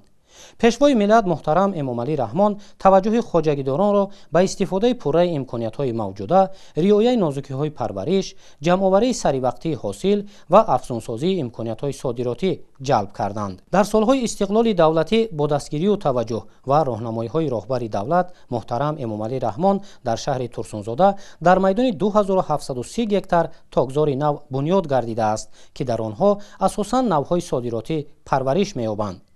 имсол токпарварони шаҳр аз майдони 3970 гектар ҳосили ангур ҷамъоварӣ мекунанд. аз ин майдонҳои васеъ бо истифода аз фаровонии ҳосил дар сардхонаи хоҷагии деҳқонии боғи Сомон то давраи сардиҳо 3000 тонна маҳсулот барои дар фаслҳои зимистону баҳори солҳои 2026-2027 ба бозори истеъмолӣ пешниҳод кардан захира мешавад. танҳо давоми бештар аз 5 соли охир дар шаҳри Турсунзода 33 сардхонаи нав бунёд гардида, теъдоди онҳо ба 83 расонида шуд ва ҳоло барои захира кардани 26470 тонна маҳсулоти кишоварзӣ имконият фароҳам омадааст. зимни боздид аз намоиши маҳсулоти кишоварзии шаҳри Турсунзода ба пешвои миллат муҳтарам Эмомалӣ Раҳмон маълумот дода шуд ки дастгирию таваҷҷуҳи пайвастаи ҳукумати кишвар, таҳкими ҳамкорӣ миёни илму истеҳсолот, мукаммалшавии таҷрибаи меҳнаткашон, муосиргардонии раванди кишту парвариши зироат боиси афзоиши истеҳсоли маҳсулоти кишоварзӣ гардид. танҳо дар 5 соли охир дар шаҳри Турсунзода ҷиҳати муосиргардонии раванди истеҳсолот дар майдони 67.4 гектар гармхона бунёд гардида, имрӯз майдони умумии онҳо дар ин шаҳри агросаноатӣ ба 84 гектар расидааст. ҳоло дар 4 фасли сол раванди кишту парвариши сабзавот таъмин аст ки натиҷаҳо дар ин самт ба афзоиши истеҳсоли маҳсулоти ғизоӣ ва қонеъгардонии талаботи бозори истеъмолӣ бо сабзавоти тару тоза дар фаслҳои зимистону баҳор мусоидат кардааст. зимни боздид аз намоиши маҳсулоти кишоварзӣ роҳбари давлат муҳтарам Эмомалӣ Раҳмон барои ҷамъоварии саривақтию беталафи маҳсулоти кишоварзӣ, истифодаи пурраи имкониятҳо ҷиҳати содироти маҳсулот, захира кардани маводи ғизоӣ дар амбору сардхонаҳо, дар як сол аз замин гирифтани 3-4 ҳосил ба масъулину кишоварзони меҳнатдӯсти шаҳри Турсунзода дастуру ҳидоятҳо доданд. пешниҳоди маҳсулот дар шаклҳои гуногун бо тасвирҳои зебо таҷассумгари меҳнатдӯстии сокинони ин диёри зархез ва фаровонии ҳосили маҳсулоти кишоварзӣ буда амалишавии намунавии ҳадафи стратегии ҳукумати ҷумҳурии Тоҷикистонро дар самти таъмини амнияти ғизоӣ собит мекунад.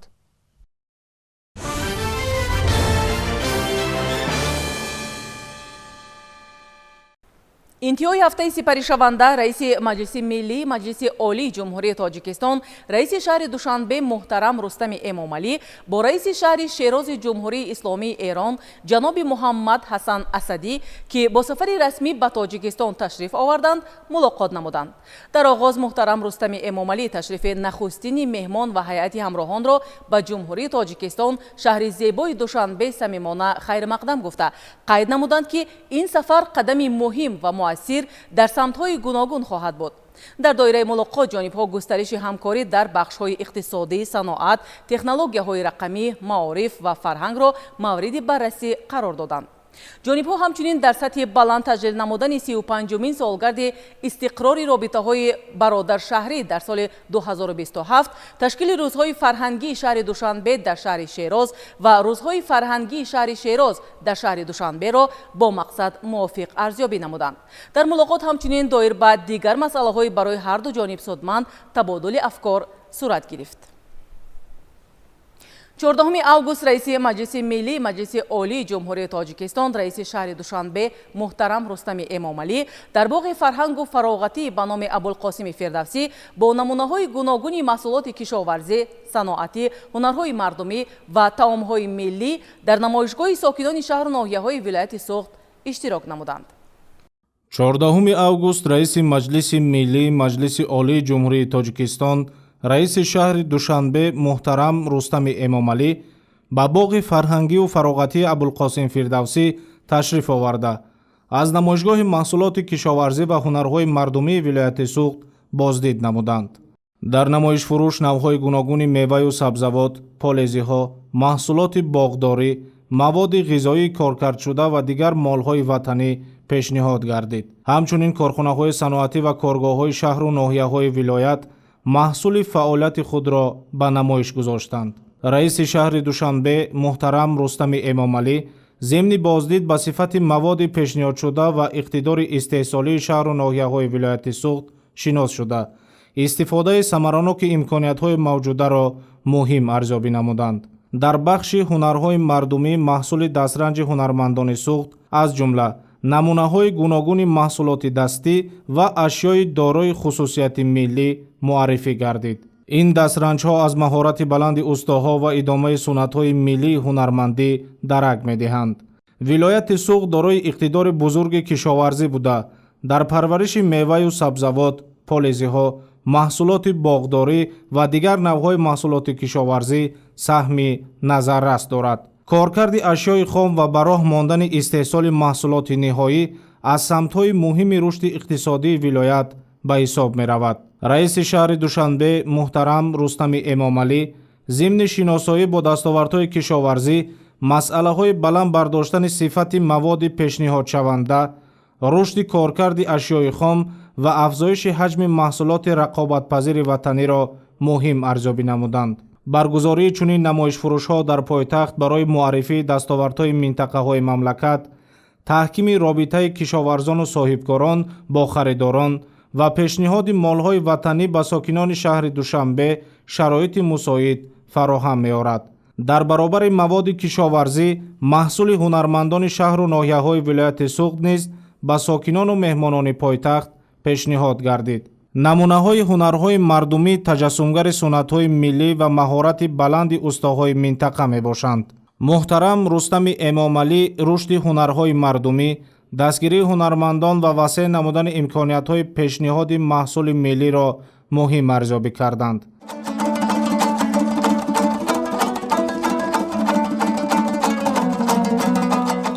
намоишфурӯш дар доираи тадбирҳои омодагӣ ба таҷлили ҷашни бузурги миллӣ 35-солагии истиқлоли давлатии ҷумҳурии Тоҷикистон баргузор гардида, дастовардҳои меҳнатии кишоварзон, соҳибкорон, корхонаҳо ва ҳунармандони вилояти Суғдро муаррифӣ намуд.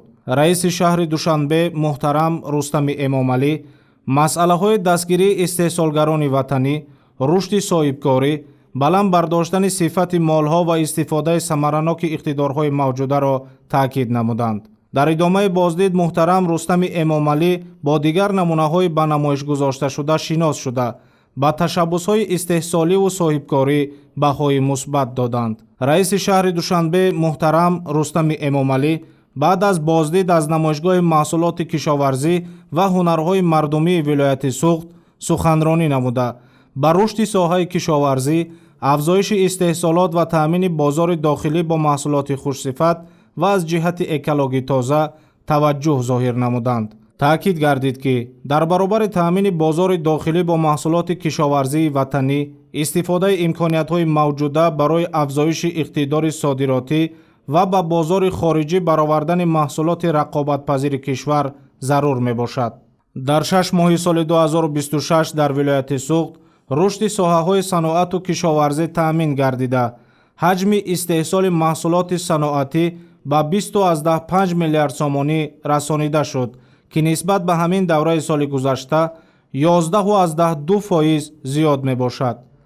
дар ин давра 66 корхонаву коргоҳи нави саноатӣ бо 496 ҷойи нави корӣ ба фаъолият оғоз намуда, шумораи корхонаҳои саноатии фаъолияткунанда ба 1334 то расид.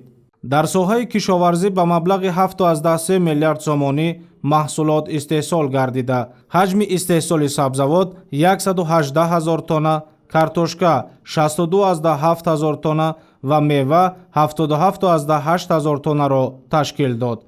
ҳамзамон 46 000 тонна гӯшти чорвою парранда, 193 000 тонна шир ва 461 миллион дона тухм истеҳсол карда шуд. дар ин давра рушди соҳаи кишоварзӣ аз ҳисоби афзоиши истеҳсоли маҳсулоти растанипарварӣ ва чорводорӣ таъмин гардида, иқтидори истеҳсолии соҳа боз ҳам тақвият ёфт.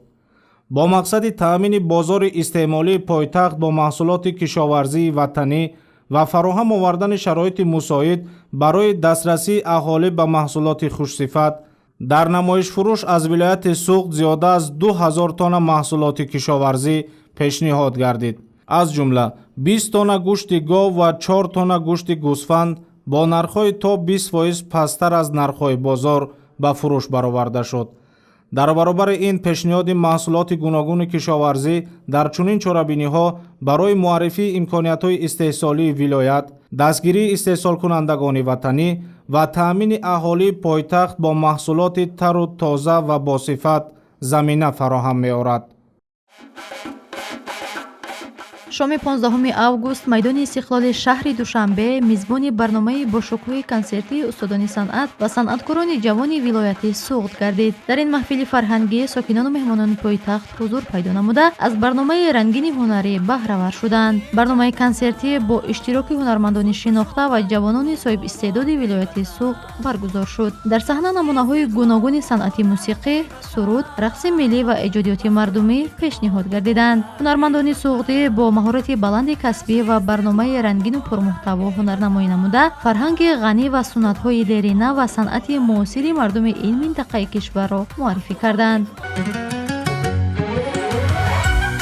мусиқии дилнишин, сурудҳои пурмазмун ва рақсу оҳангҳои миллӣ фазои майдони истиқлолро шукӯҳманд гардониданд. баромади ҳунармандон бо кафкӯбии гарми тамошобинон истиқбол гирифта шуд. махсусан иштироки санъаткорони ҷавон дар барномаи консертӣ қобили таваҷҷӯҳ буд. истеъдодҳои ҷавони вилоят бо иҷрои суруду рақс ва асарҳои дигари мусиқӣ нишон доданд, ки насли наврасу ҷавон дар идомаи анъанаҳои фарҳангии миллӣ нақши муҳим дорад. рӯзҳои фарҳангии вилояти Суғд на танҳо имкони муаррифии дастовардҳои аҳли фарҳангу ҳунари вилоят, балки василаи таҳкими робитаҳои фарҳангӣ миёни минтақаҳои кишвар мебошад. ҳузури густурдаи сокинони меҳмонони пойтахт дар ин маҳфили фарҳангӣ аз таваҷҷӯҳи зиёди мардум ба санъату ҳунари миллӣ дарак медиҳад. барои тамошобинон ин шом на танҳо як барномаи консертӣ, балки як намоиши рангини фарҳангу ҳунар буд. ҳамин тавр майдони истиқлоли шаҳри Душанбе бо садои мусиқӣ, суруду рақси миллӣ ва ҳунарнамоии санъаткорони вилояти Суғд ба саҳнаи бузурги фарҳангӣ табдил ёфт.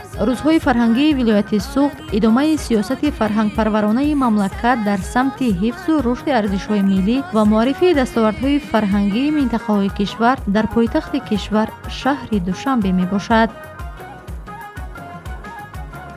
дирӯз дар қасри теннис ва маҷмӯаи варзишии обии шаҳри Душанбе дуюмин чемпионати ҷаҳон оид ба гӯштенгирӣ бо иштироки раиси маҷлиси миллии маҷлиси олии ҷумҳурии Тоҷикистон, раиси шаҳри Душанбе муҳтарам Рустами Эмомалӣ расман оғоз гардид. дар рӯзи аввали чемпионат варзишгарон аз рӯи 4 вазн байни ҳам нерӯ санҷида барои ба даст овардани ҷойҳои ифтихорӣ мубориза бурданд. ҳамин тавр дар рӯзи аввали чемпионати ҷаҳон намояндагони тоҷикистон дар маҷмӯъ соҳиби 6 нишон аз ҷумла 3 тилло гардиданд. дар пойтахти кишвари азизамон Тоҷикистон, дар пойтахти дилорои Тоҷикистон шаҳри Душанбе дуюмин чемпионати ҷаҳон оид ба гӯштингирӣ қабл аз шурӯи сабқатҳои ниҳоии рӯзи аввали мусобиқа дар қасри теннис ва маҷмӯаи варзишҳои обӣ маросими тантанавию бо шукӯҳи ифтитоҳи расмии дуюмин чемпионати ҷаҳони гӯштингирӣ баргузор шуд. дар маросими ифтитоҳ раиси маҷлиси миллии маҷлиси олии ҷумҳурии Тоҷикистон, раиси шаҳри Душанбе муҳтарам Рустами Эмомалӣ, роҳбарияти Кумитаи Миллии Олимпии Тоҷикистон, Кумитаи кор бо ҷавонон ва варзиши назди ҳукумати Ҷумҳурии Тоҷикистон, Федератсияи байналмилалии гӯштингирӣ, Федератсияи гӯштингирии Тоҷикистон, намояндагони созмонҳои байналмилалии варзиш ва дигар меҳмонони хориҷӣ иштирок намуданд. муҳтарам Рустами Эмомалӣ зимни суханронӣ иброз доштанд, ки иштироки густурдаи варзишгарони кишварҳои гуногун аз эътирофи байналмилалӣ пайдо кардани гӯштингирӣ ва тавсеа ёфтани ҷуғрофияи он шаҳодат медиҳад. имсол теъдоди кишварҳои иштирокчии чемпионат ба зиёда аз 70 расида беш аз пеш меафзояд. инчунин қайд гардид, ки аз ҷониби раиси шаҳри Душанбе муҳтарам Рустами Эмомалӣ ба як қатор аз мактабҳои варзишии ҷумҳурӣ 25 татами ва беш аз 3000 яктакҳои гӯштингирӣ тақдим карда шуданд. баъдан парчамҳои кишварҳои иштирокчӣ бо тантана ба майдон ворид карда шуданд. ҳамзамон барномаи рангини фарҳангию фароғатӣ, ки таҷассумгари фарҳанги бою ғанӣ, расму оин ва ҳунарҳои миллии тоҷикон буд, пешкаши ҳозирин гардид. сари паҳлавонӣ ки гӯштин бувад,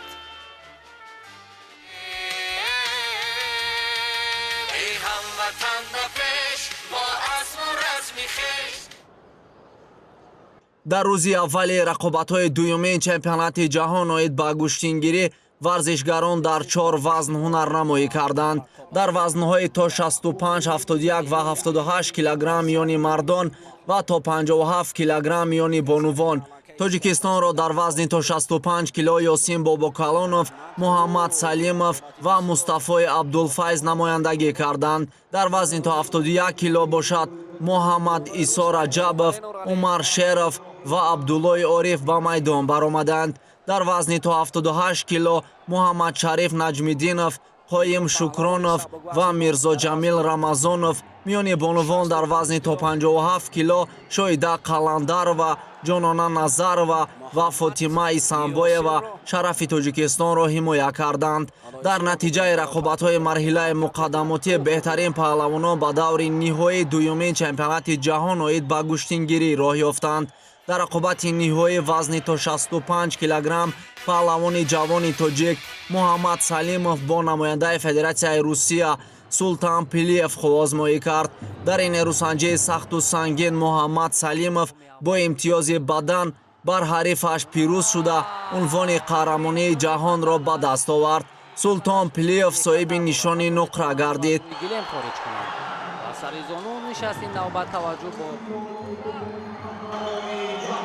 خیلی خوشحال است محمد زیرا تلاش زحمت کوشش‌هایش امروز ثمر آوردند و همه این کفکوبی‌ها Ёсин Бобокалонов аз Тоҷикистон ва Марам Неъматуллоев аз Қазоқистон бо нишонҳои биринҷӣ сарфароз шуданд. медалҳоро ба ғолибону ҷоизадорон раиси Маҷлиси Миллии Маҷлиси Олии Ҷумҳурии Тоҷикистон, раиси шаҳри Душанбе муҳтарам Рустами Эмомалӣ ва қаҳрамони бозиҳои тобистонаи Олимпии Рио 2016 Дилшод Назаров тақдим намуданд.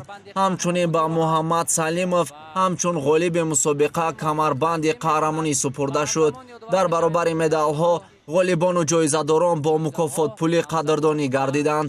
барандаи нишонҳои биринҷӣ $5000, соҳиби нишони нуқра $10000, соҳиби нишони нуқра $10000 ва қаҳрамони мусобиқа $20000 Иёлоти Муттаҳидаи Амрико дарёфт карданд.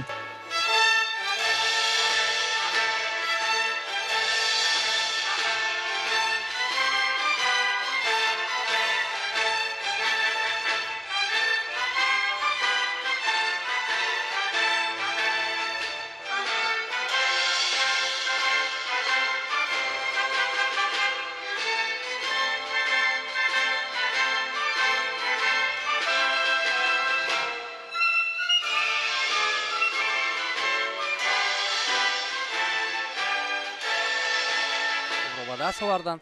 عکسی خاطره‌ای با مهمانان گرفته می شود. این هم البته مرام نعمت الله دو نفری که نشانهای برنجی را گرفتند. در وزن تا 71 کیلو فینال توجیکی برگزار شد. دو گوشتنگیر صاحبنام توجیک عمر شیرов و عبدالله یاریف و میدان رقابت برآمدند. نیروسنجی آنها به یکی از واخوری‌های جالب و دیدنی مسابقه تبدیل یافت، زیرا هر دو پهلوان از هنر و مهارت یکدیگر خوب آگاه بودند.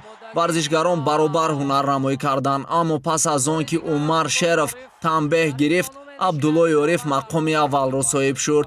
عمر شیرов باشد در زینه دوم قرار گرفت. محمد عیسی رجبов از تاجیکستان و سهراب رخشان از ایران صاحب جایهای سیوم وزن تا 71 کیلو گردیدند. و در وزن 71 کیلوگرم عنوان قهرمانی را به دست آورد. این عبدالله عارف است. عبدالله عارف در برابر البته مدال، در برابر البته سپاسنامه یا افتخارنامه، خب نفری که زینه دوم را اشغال کرد $10,000 و نفرانی که مقام های اول را اشغال کردند $20,000 آمریکایی.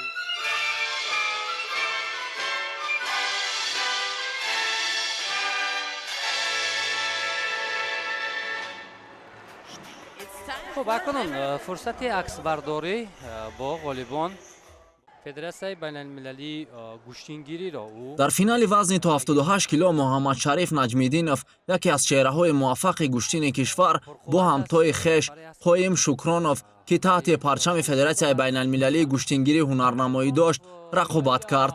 قایم شکرانov رقابت را بسیار خوب آغاز کرد. او در ثانیه‌های اول پس از یک حمله با برار صاحب امتیاز بدن شد. در نگذشته محمد شریف نجمیدینov نیز در یک کوشش با برار صاحب امتیاز بدن گردید. یک دقیقه ماندن تا انجام سبقت ورزشگر توجیک صاحب دو امتیاز پهلو گردید و در این سبقت ظفر یافت. با همین ترتیب محمد شریف نجمیدینov صاحب نشان زرین گردید. قایم شکرانov برنده نشان نقره شد. مدال های برنجی را دانیل زوبکو از فرانسه و زبیالله احسانی از افغانستان مال خویش کردند. محمد شریف نجمیدینov پهلوان نامآشنای کشور صاحب مدال طلا عنوان قهرمانی را در دومین چمپیونات جهانی گوشتنگیری به دست آورد و همزمان همین کمربند قهرمانی هم برای او هدیه کرده می شود. واقعا ارزنده است و همه وصل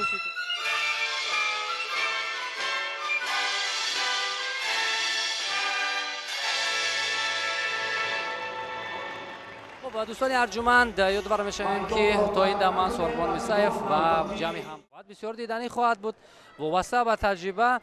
در واخوری نهایی وزن تا 57 کیلو میانی بانوان یولیا کازارین از فدراسیون روسیه و نماینده آلمان در جا به میدان رقابت برآمدند. نیروسنجی آنها بیشتر از 2 دقیقه ادامه کرد. یولیا کازارین حریفش را به تخت‌پوش پرتافته امتیاز حلال به دست آورد و قهرمان دومین چمپیونات جهان اوید به گوشتنگیری شد. ورزشگر آلمانی نشان نقره گرفت. هلاله اورتیقا از ازبکستان و خوان یو از چین با نشانهای برنجی سرفراز گردیدند. با همین ترتیب در روز اول دومین چمپیونات جهان پهلوانان کشور ما صاحب 6 مدال، 3 طلا، 1 نقره و 2 برنجی گردیدند. در روز دوم چمپیونات جهان اوید به گوشتنگیری پهلوانان در 5 وزن، 3 وزن میان مردان و 2 وزن میان بانوان به میدان میبرآیند.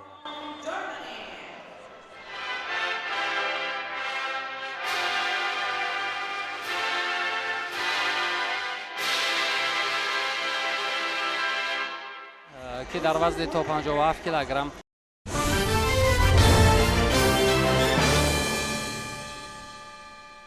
بینندگان عزیز، این بود مهمترین رویدادهای هفته سپری شونده که آن را منظور شما نمودیم. خیر، صحتمند و خانه آباد باشید.